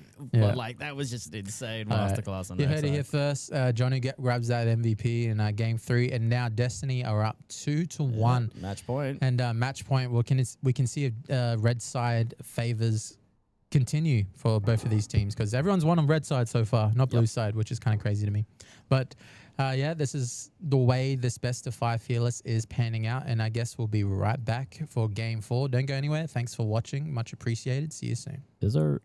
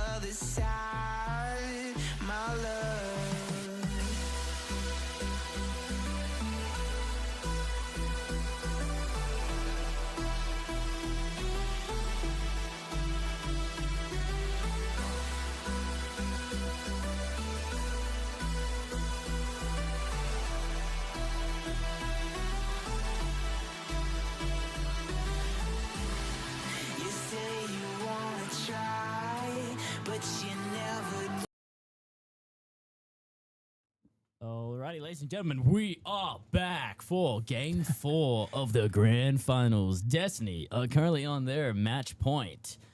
Will JWP be able to make it a competitive 2-2, or is this all Jover? We'll see. I think it might go the distance. Red side is goated in this series at the moment. 100% win rate, all things considered. So we're going to see if anything sort of changes as both of these teams' champion pools are starting to get tested as 30 champions are taken away. So that's quite a decent amount. Actually, I saw a message in the chat of the lobby.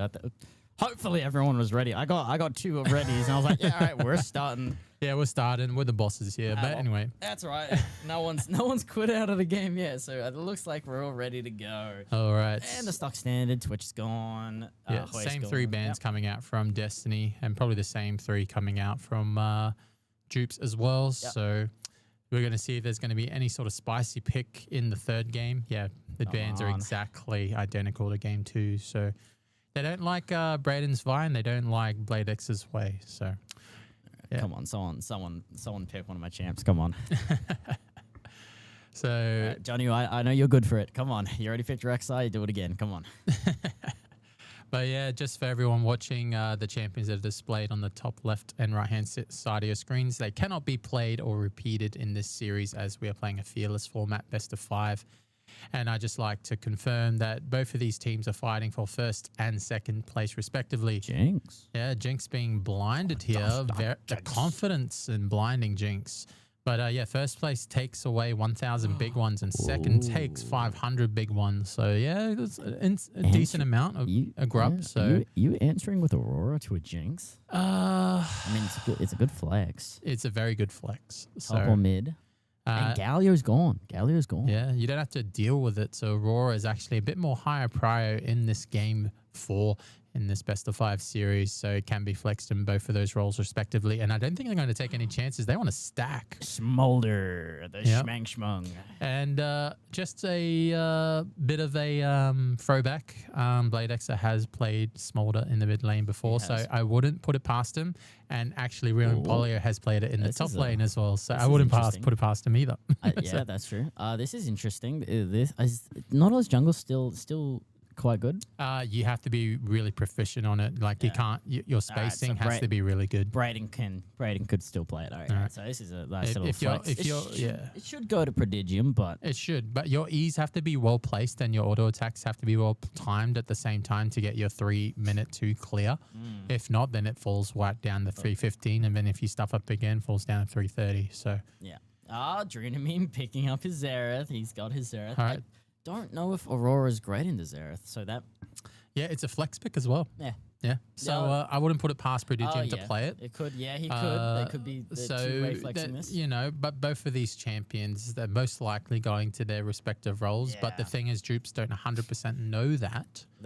So they have to think about it. Xerath is Dream to Memes. That's his pick. And that's the champion I like to see into both of those picks, yes. So... Xin Zhao with his ultimate, oh my gosh, 8 seconds of you can't touch me and you can't touch my teammates. It is what it is. So very strong pick here coming out from Alpha Arcadia, and probably the best higher prio jungler left except for Trundle. So Trundle gets taken away here, so it opens up the tank picks for both of these squads a bit more easily, I suppose, because they are playing a front to back with Smolder. So a tank would be pretty standard here coming out from dupes, and hopefully Destiny realize that and take away the 2 best tanks in the game at the moment. But there's one pick that I really want to see Blade Xer play, so we're going to see if he plays it, especially into this comp. And I think it should be a given that I'm not going to give it away in case some of the Destiny boys are listening. They're cheating. Oh, yeah. I know what he's kind of leaning towards here. So Sion should be very high prio at the moment. Yeah. And maybe even Malphite with the buffs. So, you know, both of these tanks are definitely showing that they can still be played. And I guess Mundo technically as well, but it's not as good as Sion, not as good as Malphite in the current state of the game at the moment. But we're going to see what the last ban is here. And they're looking for support bans here. And I think, they want to make sure Ari's taken away. So I think Lulu becomes a bit more high prior now for dupes. They got to think about it. just in case. It but shouldn't be contested. But it shouldn't be contested, but it should be thought about. And same with Milio as well. Should be higher prior as well. We're going to see what they're going to pick, and I think they will pick top. They got to give away their flex pick here, I think. Yeah. They don't have much of a choice unless they're committed to the three-way flex of Smolder. Actually, I think support here. Yeah, no, they have to. It is a Soraka. All right, so throwback to Deadpain Soraka, but now Ezra's playing it, so shouldn't be too hard to pilot, I hope. Here we go. Yeah, so Soraka being picked here, it makes Jupe's front to back a little bit weaker, so it should give away that the tank. There should be a tank pick top, and if they take away Scion, it should be mid. I think a tank Scion tops here really, really good for the side of Destiny. And the thing is, if they know it's coming, then they can pivot. Brayden, yeah. Talon. Dude, he's Just going crazy with these picks. And he's just going to blind Jax here. It is pretty safe. But the thing is now Aurora actually has, the pick is actually valuable here now for Aurora. So, no, he's listening to me. He's listening to me, Nash. All right, so Scion actually going to be hovered here because if he knows he's going to get a tank matchup, then he can just proc grasp nonstop, and Scion is the better tank. So, yeah, really, really good pivot from Destiny here. They're able to determine their front to back, give Talon a bit more breathing room in this best of 5. And I really don't like the Gwen here. They're going to really go back to volley. They're going to lack a lot of front line here. But the Gwen thing is is, immune.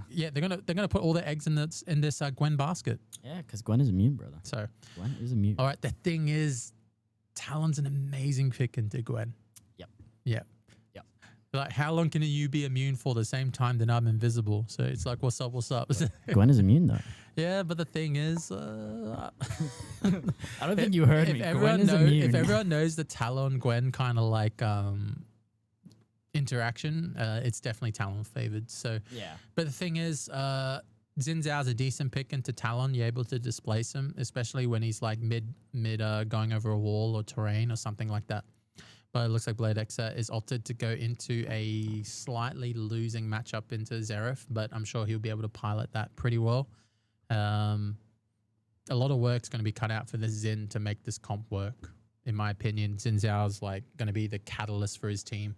Because as soon as he falls, their comp falls apart. Like, they won't be able to, do much. If this Scion gets to like 8,000 HP with Grasp, and what are you going to do?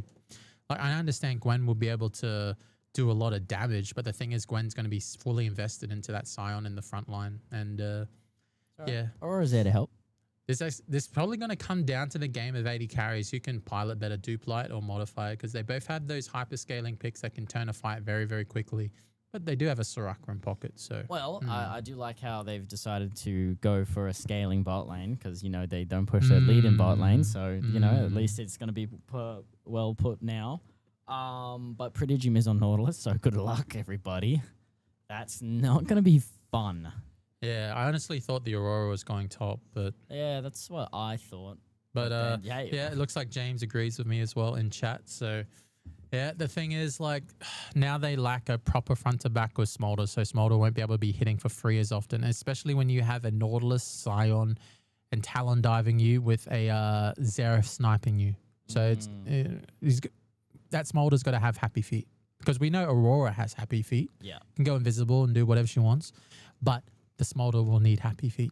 So I don't know if he'll be able to pull it off. It's going to require a lot of focus and a lot of concentration. Yeah, so but it's red side winners. as soon as his Talon snowballs, I just don't see how they survive early mid game. I don't know. I mean, so far, majority of the games in this series have been he doesn't snowball early. Yeah, true. He's been inting a little bit. Yeah, a little bit. Like, what's going on, coach? But yeah, this is what I mean, being stretched to the limit in a best of 5 series. And the thing is, with Jupiter's draft, as much as I don't like it, I mean, I don't even think this is a stretch to the limit. These are all very comfortable picks for all they're those very players. comfortable picks, but the thing is, like, they can fall off the bandwagon very, very quickly. As soon as Xin Zhao falls behind, the comp falls apart. Yep. Because the Nautilus Scion like the amount of HP that they have, like the Gwen's got to snip them for quite a while. And unless she snowballs, then she doesn't have to snip for very long. But if Jonu goes big brain and he decides to go AD early, he can actually kill Gwen. He could.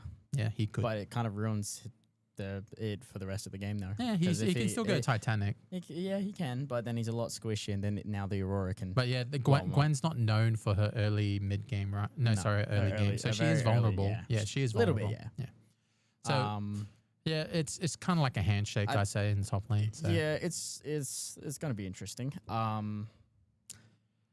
The thing is, I don't think the Smolder, if Duplight and the Jinx pick and the Nautilus pick, if they're able to play lane perfect, I think Smolder will actually be deprived of stacking efficiently. Yeah, he will. So, it's going to be ranges him. Nautilus just keeps him into death range. Pretty much. So yeah, it's going to be a very fun game to watch. Yeah, Xin Zhao is probably going to have to stack that HP and hope to God that Soraka will be able to heal him enough. So Spirit Visage is probably on the cards for a couple of these picks to keep them healthy and to keep them in the game. But as I always do this. Didn't get. Unfortunately, well, we got a little sneak peek there. We did get a sneak peek, and as we load into the Rift, we are entering into Game 4. Destiny with the closeout game, but JWP is looking for silver scrapes. We're going to find out once and for all if JWP will finally be toppled after 3 years. Elite footwork for Talon.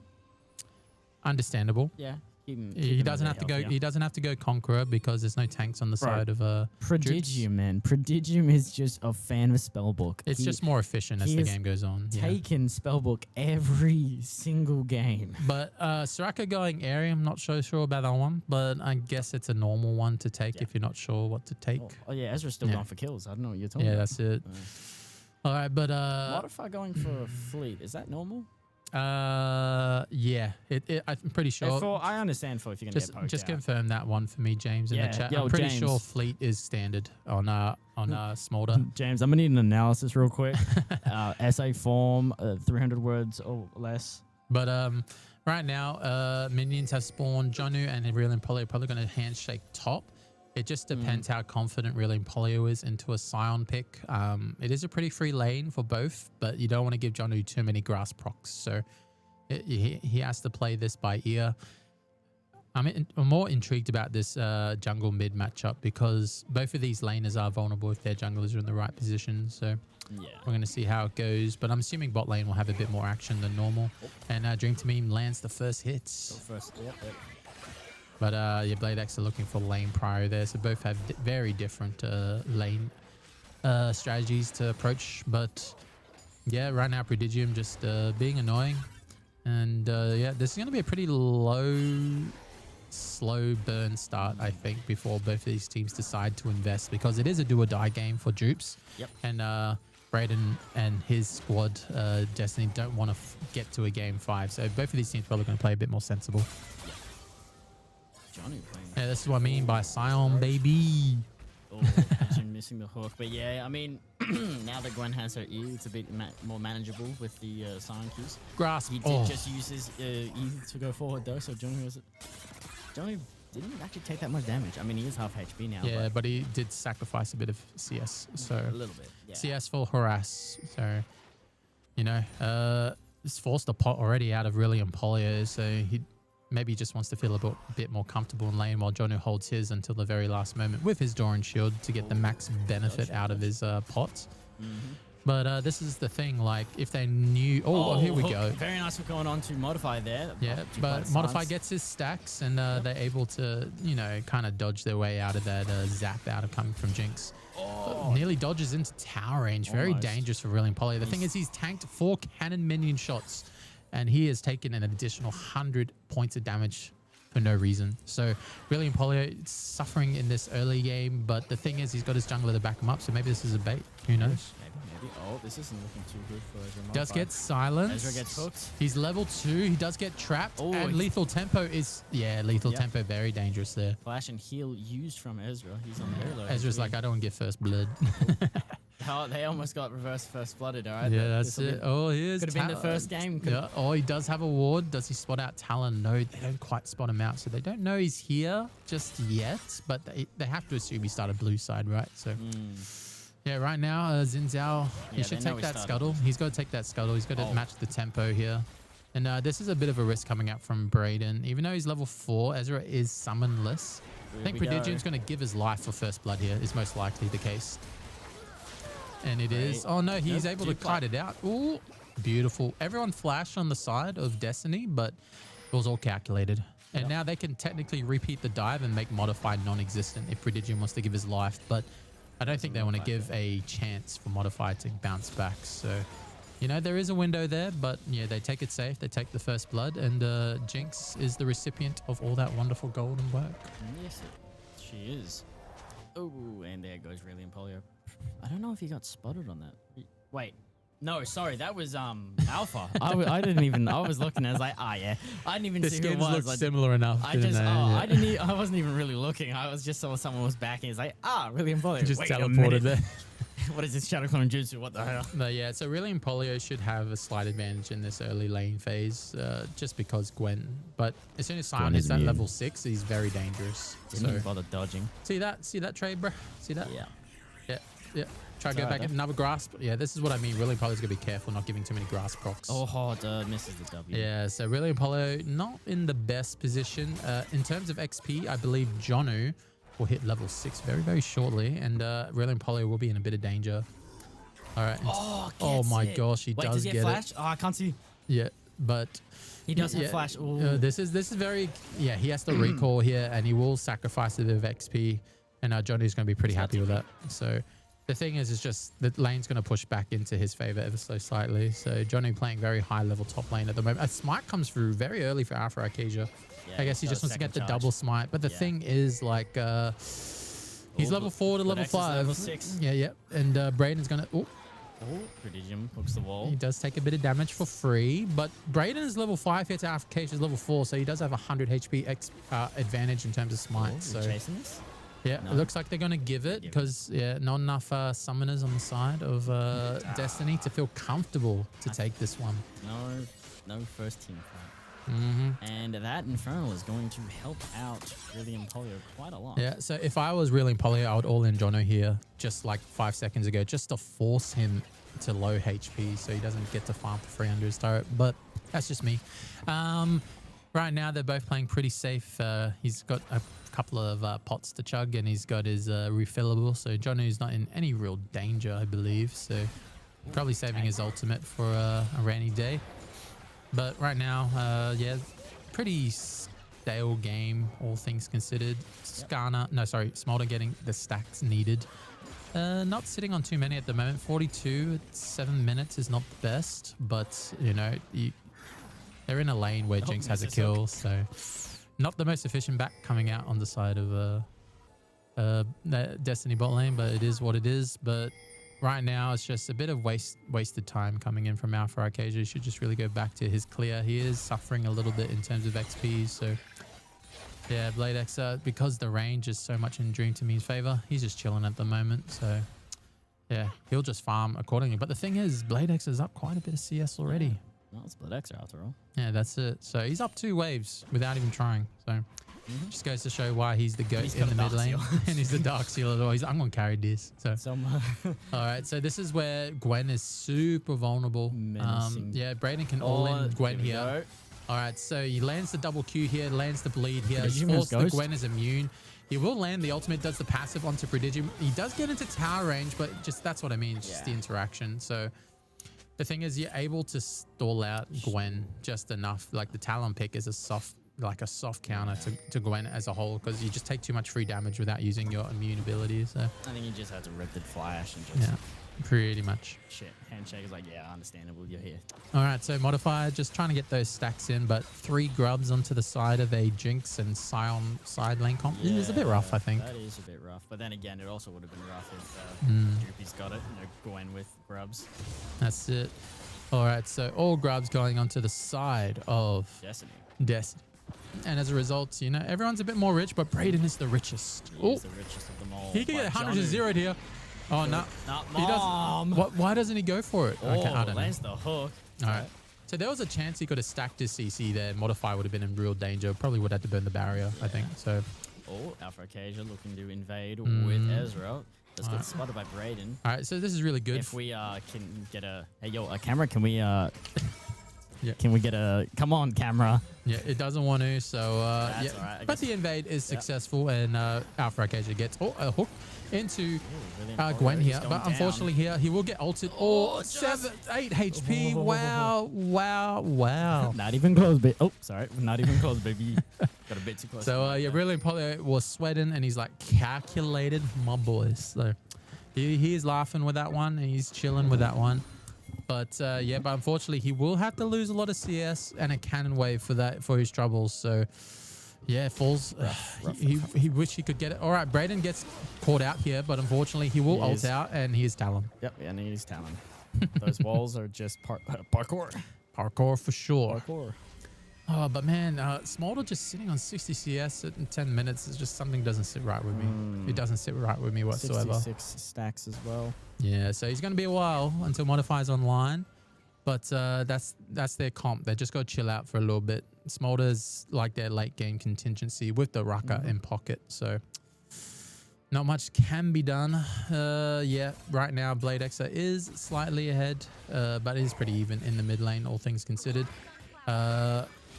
But in terms of CS, he's just slowly edging out Dream to Meme. Yep.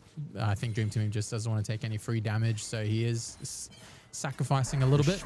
But we do have an ult coming out here from Sion. Gwen is immune, but uses his W way too late here, and really Polly will get picked up for his troubles. And even though Gwen does return a bit of meaningful damage, just smited. Yeah, his W means nothing there since Jonu can Jonu just enters the W anyway. So yeah, so you gotta try to dash and W perfectly, but if you can't do that, then you're just gonna get 100-0. So right now it is 3-0 for the side of Destiny, 1.5k gold lead, and they're starting to look at these plates like hot knife through butter, and he will be able to pick up this second plate, and he's going to start to proxy my boy Jonu. It's just chilling at the moment top lane, knowing that Xin Zhao's bot side, so because they know Dragon will be up, so he'll be able to TP, he'll be able to reset and get a decent, like a really good tempo advantage over Gwen, and Gwen's realized that I'm not going to let you back for free, buddy. So as a result, yeah, they're going to try and get the vision control onto the side.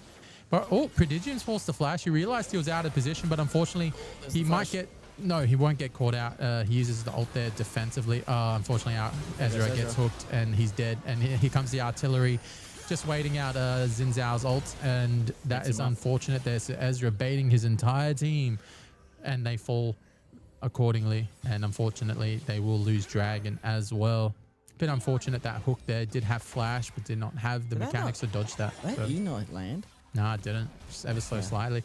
But we do have Blade Exa. He's doesn't have flash. He's out. Yeah, he's fine. He'll be able to bunny hop away just safely. Yeah, he's just testing if he's recalling in that bush. Right, and Blade Exa's like, I'll get some poke back, buddy. So. Really and Polio did manage to pick up 2 platings while this fight was going on. So he's not bad. Yeah. Yeah, that's what you need to do. So and I mean, actually, that's a pretty good trade for him, since Jonu didn't actually get anything out of that TP. No, he was just there. He was just there. He was just there for his team. That's what he does. Sacrificial play from Jonu once again. Hollow Radiance purchase as well. Yeah, it's just to get more tempo and to clear the lane faster. It's understandable since Gwen and Aurora. But it's mainly for tempo. So you just clear the lane and then you're able to rotate and recall quickly. It's just that's the way Sion's meant to be played. Right now it's gone back to a bit of a stalemate until the next Dragon comes up in 4 minutes, or Rift in the next 2 minutes. As we look at the full gold graph here, Destiny is starting to invest in Destiny stocks, and right now it's looking pretty good onto the side of them. 2,000 gold ahead. Where's all that gold? It's on the side of Braden and Duplight at the moment. They're just really rich. The main people that need that early game gold, the Jinx and the Talon, just able to. Oh no, Talon's back again. Oh, here we go. He's back. He does go in the tower range. Wait, where did Johnny go? Johnny ran away. But unfortunately, Prodigium's good guy, Prodigium. Wait, he's trying to clear the wave. The wave is out, and he still falls. Soraka ult actually invested, and Prodigium survives. So, yeah, I didn't really see the Soraka ult. Didn't really heal much. So, I mean, not much you can do. Ooh, here we go. Dream to Meme gonna land a decent amount of poke, but he does have a Soraka there. And if Alpha Acacia was here with his very early ult from Modify. They traded half HP for half HP. All right, so Blade Xer here does have a small window, and Dream Team might get caught out here. Let's find out. He's forced to flash, but unfortunately, a big stun comes in, does land onto Blade Xer, but he does have Ezra in his pocket. The W just misses. But unfortunately, Talon's here, and he's going to look at these guys like barbecue chicken in a pit, because right now he does have mobile artillery. Alpha Arcade just forced the ult just to save his life.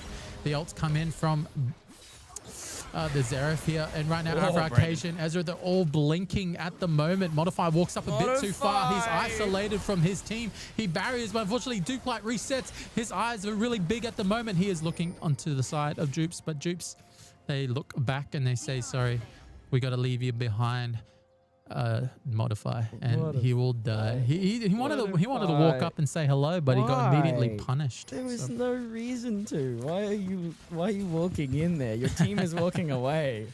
So as a result, Jinx is the recipient. Duplight gets that gold in his pocket again. So Jinx looking really strong in this point of the game. 14 minutes and you're just chilling.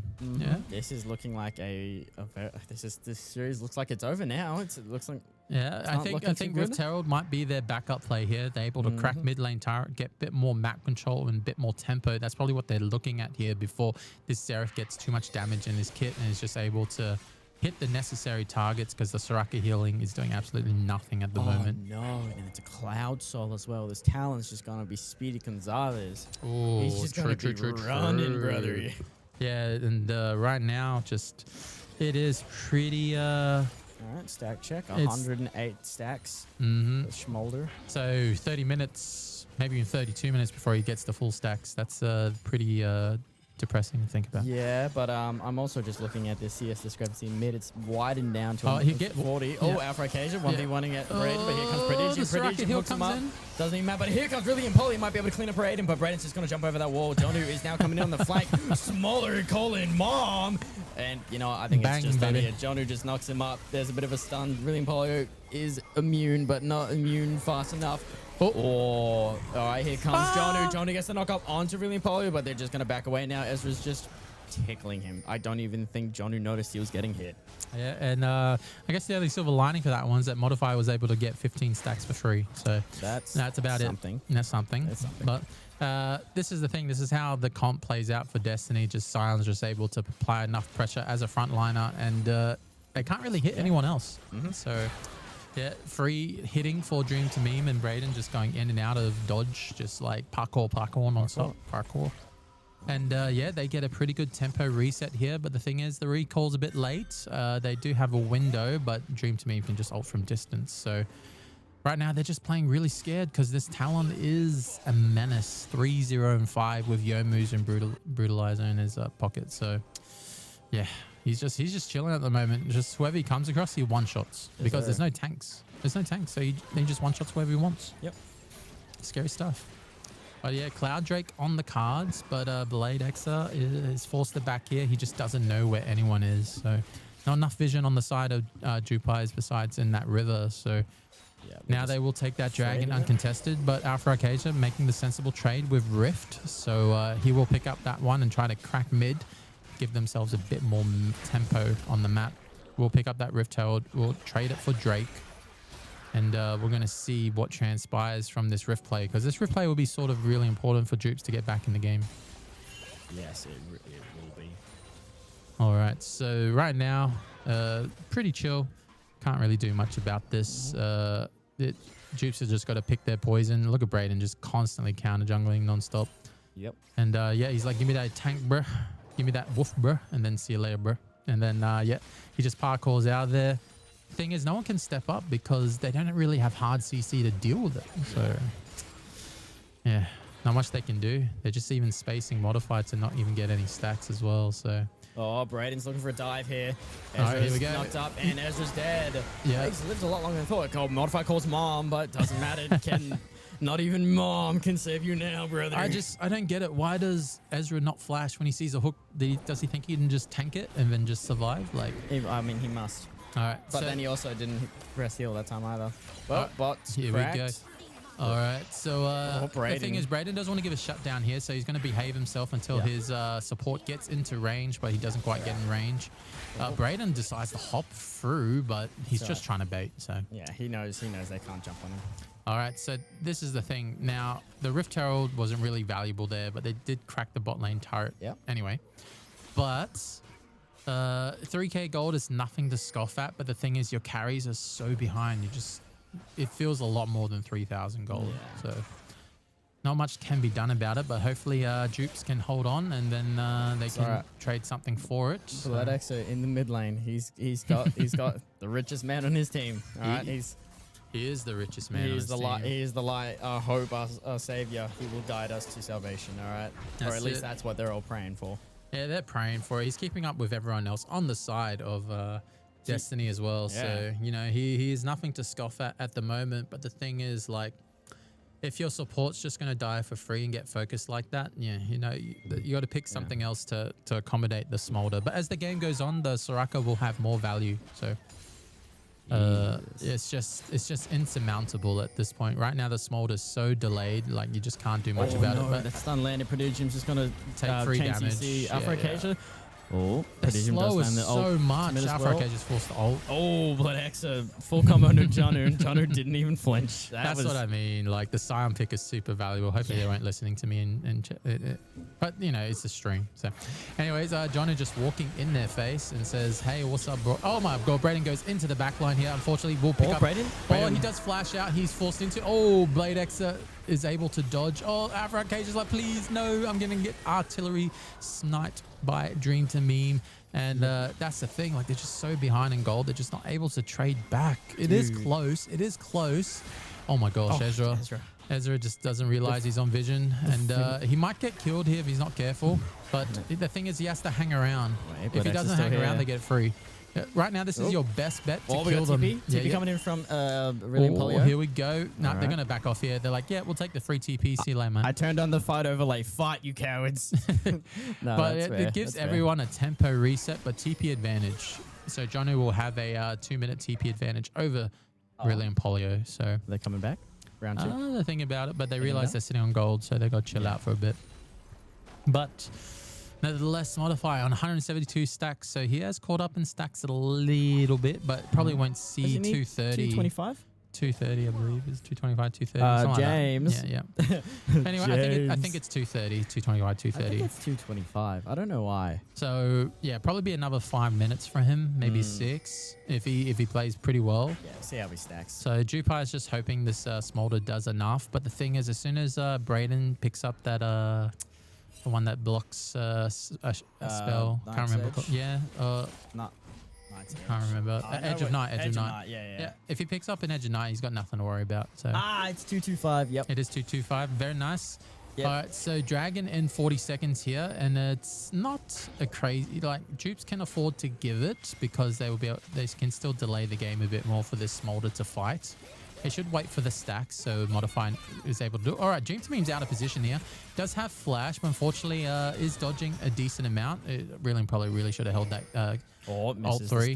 So run him down. Yeah, he's going to flash for it, but unfortunately a big fight comes in the mid lane here. Siren comes in, goes, what's up, boy? And then unfortunately Blade X is forced to flash out, and ult comes through. Brilliant Poly does pick up Dream to Meme on the back end here, but it is traded back by Alpha Acacia, so they lose their jungler. So that means they will lose that dragon. So a 1-for-1 trade, and Jupais are finally in the game. They will pick up a constellation kill onto Dream to Meme, just being slightly overextended that top lane. Well, really overextended. Just a little bit, but unfortunately, though, Dragon is still going to go over to the side of Destiny. All right, so they do have a window here. Oh, Modify, he's a bit scared. Oh, here we go. Doesn't dodge the W, though. Yeah. Oh, okay. So this is right now, they just have to chill out. They have to wait for Smolder to get the stacks, and Destiny giving them that time window. So right now, as soon as Jinx gets that IE, I think it might be curtains for Dupes here, but we're going to see if he has enough gold to do that on this reset. We'll find out. It's going to be a pretty big power spike if he's able to complete it. Yep. All right, let's find out. And it is so Dupli, very scary at the moment. So, yeah, no real resistances built just yet on the side of Dupes, so that Jinx is going to hurt a lot. So if they can force Artican here, and I don't think Jupes can do much about it. So yeah, right now it's just we're going to be going back to the normal state of the game, and it's just going to be a tug of war for vision control here, and it looks like Brilliant Polly is waiting for round 2. Yes, he's going to wait for Dream to Meme to overextend just a little bit, but he does have his support here, so nothing to really worry about. But right now, Janu just having a standout game, just chilling in the side lane and ulting when he needs to. So yeah, he's coming in when it matters. So really well played. But now they do have a bit of a tempo advantage in the mid lane. They will pick this up uncontested. Unfortunately. And Jinx is excited. Okay, Yay. so they lose a lot of map pressure and tempo here, and our modifier is just waiting for the stacks. Is sitting on 216, and Artican is on the cards for Destiny, and unfortunately they won't be able to fight it. He's trying to get the stacks off the Raptor camp, and he's so close. I think he's 3 short. Yeah, they should know. They should know this, so they can start Artican right now if they really wanted, but they're looking to catch out Gwen first. So, all right, Modify does have red buff here. Does a meaningful amount of damage. Does have Soraka in pocket. And a Redemption will come in to make sure Dupla is okay, just in case. I completely zoned out of that Ezra was right behind. I was like, oh, Modify. Oh, Brayden's here. Brayden's slightly ahead of his team, but yeah, he's got nothing to worry about. He'll just parkour. Yeah, I think he got spotted by Alpha.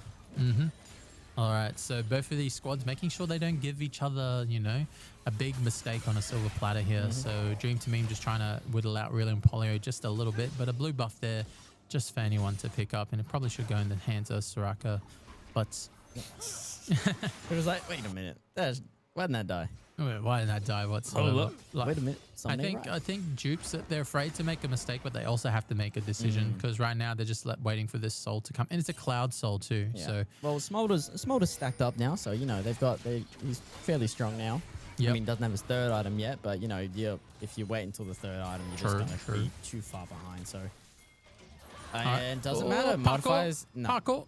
He's modified. Oh, why bother flashing? You're dead. Oh, the striker comes in. Prodigium's like, no, was a buff.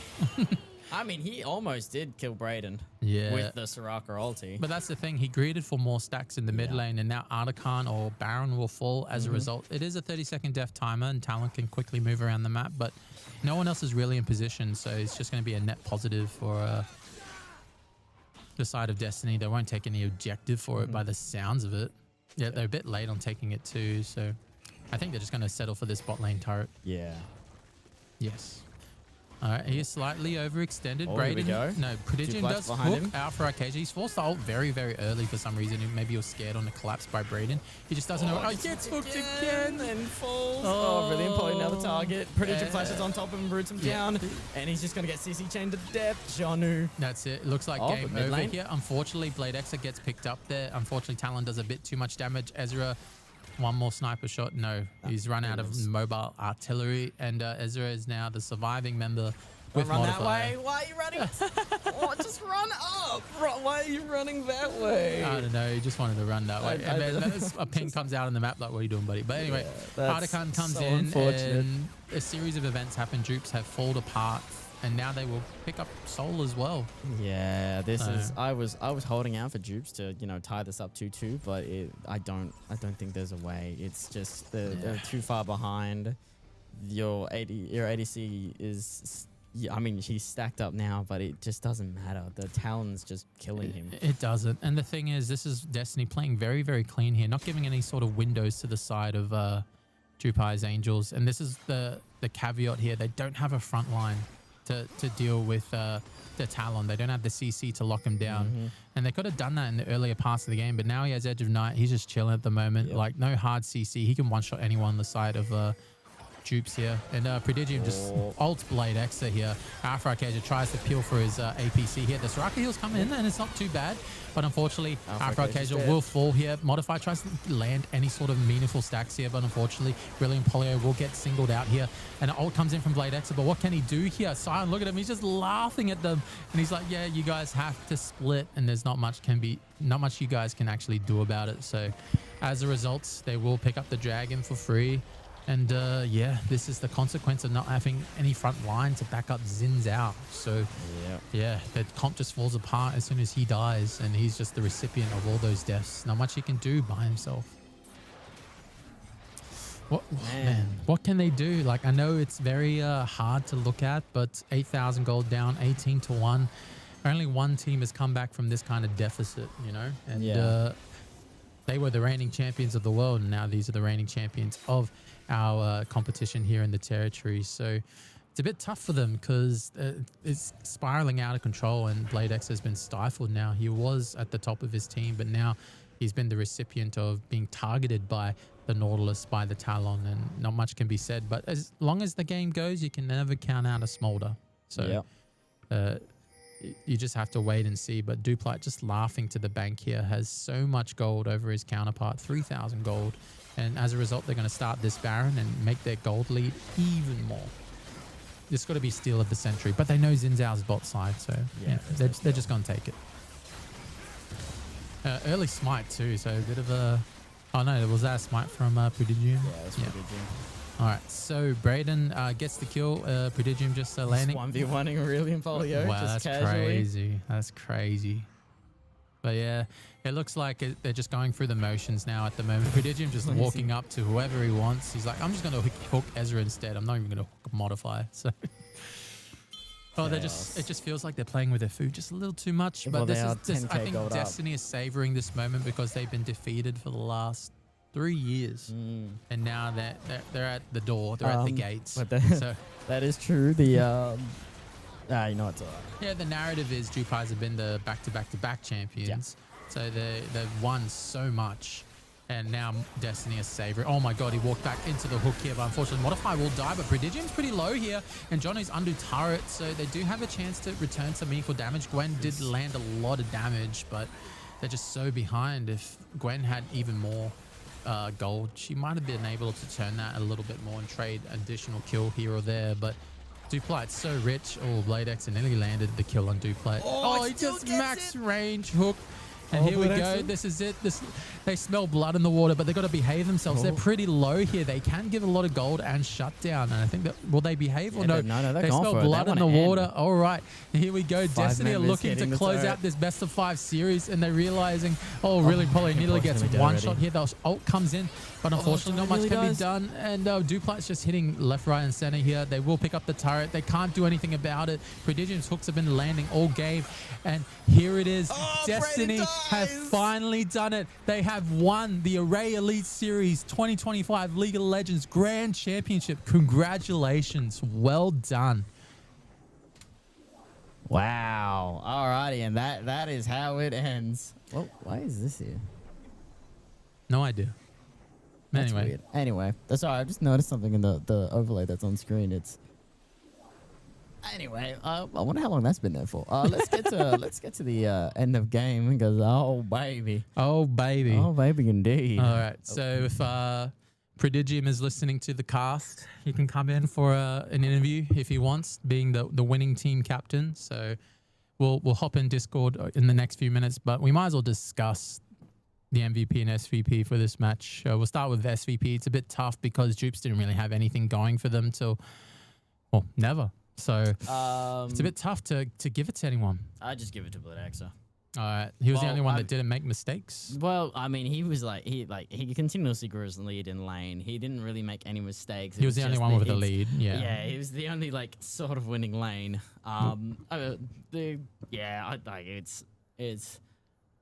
was just rough for all around. Like top lane, it's tough. Yeah, so Sion could just exist. We'll get that out of the way. Yeah, he was the only one that made minimal mistakes, and he had a lead. So congrats, BladeXer, for the SVP. Unfortunately, your team has fallen finally after all these years, and Destiny have reigned supreme, and they'll be pretty happy with this win.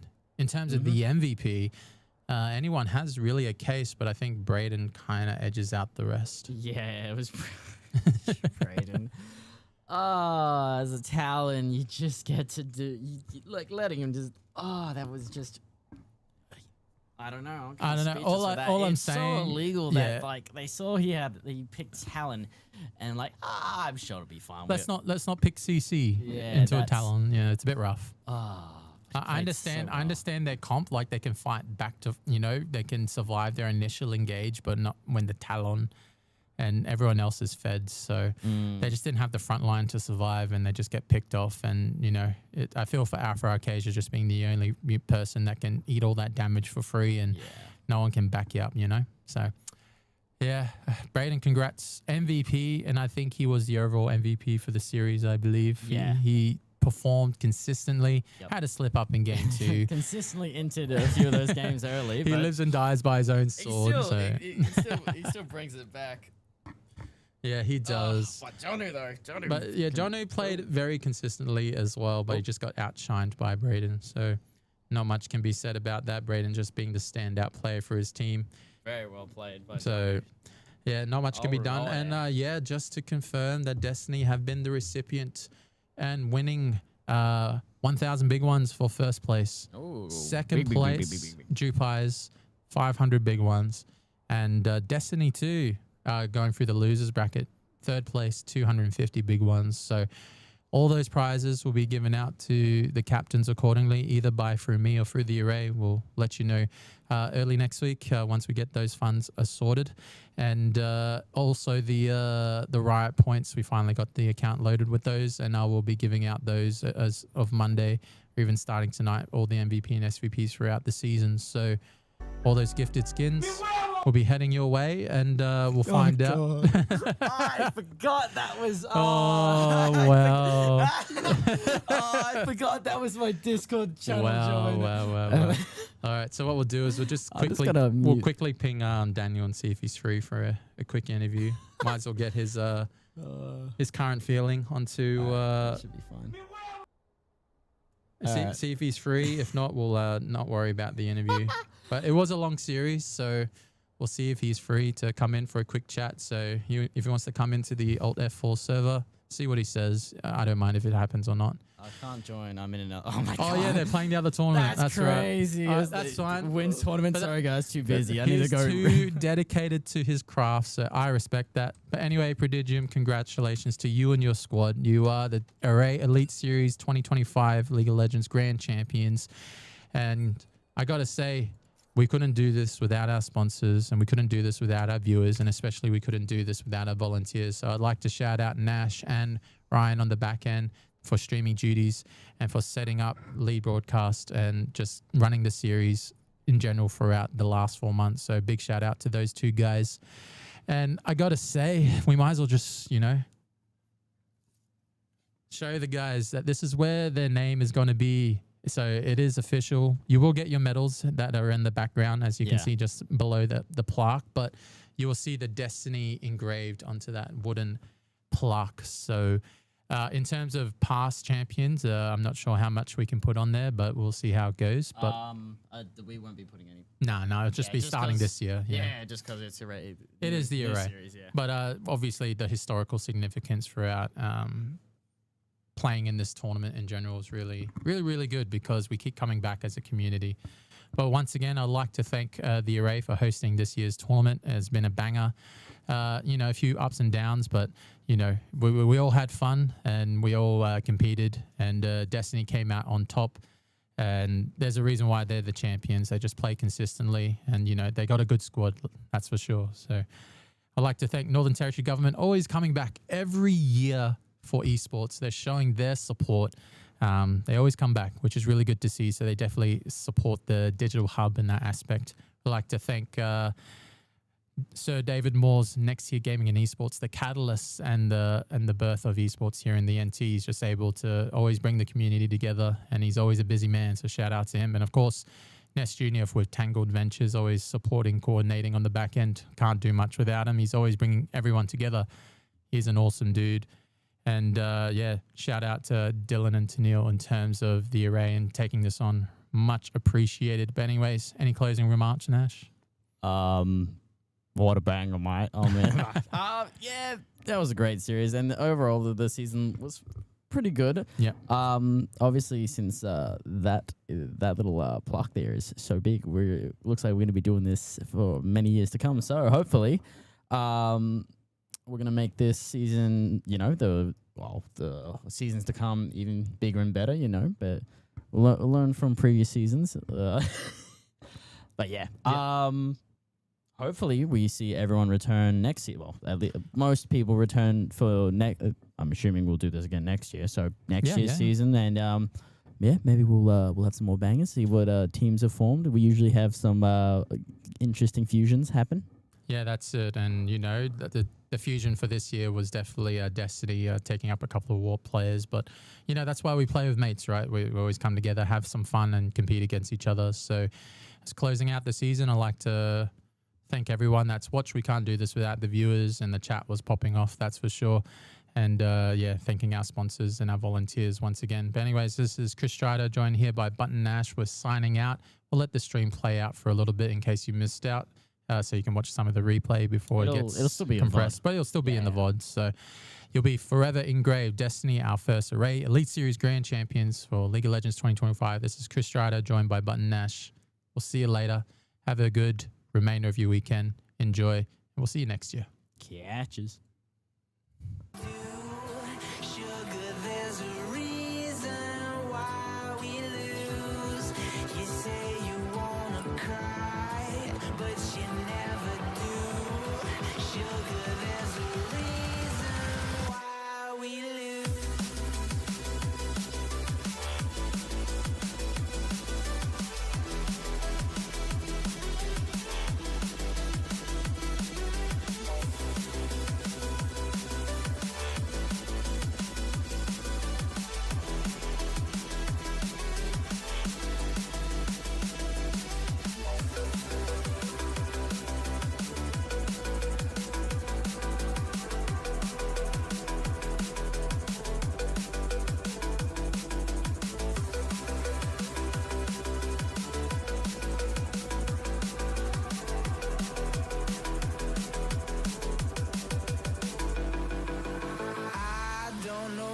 You want. Let's have a bit of fun till I downfall. My love, if you feel like I do right now, don't say you're on the run to the other side.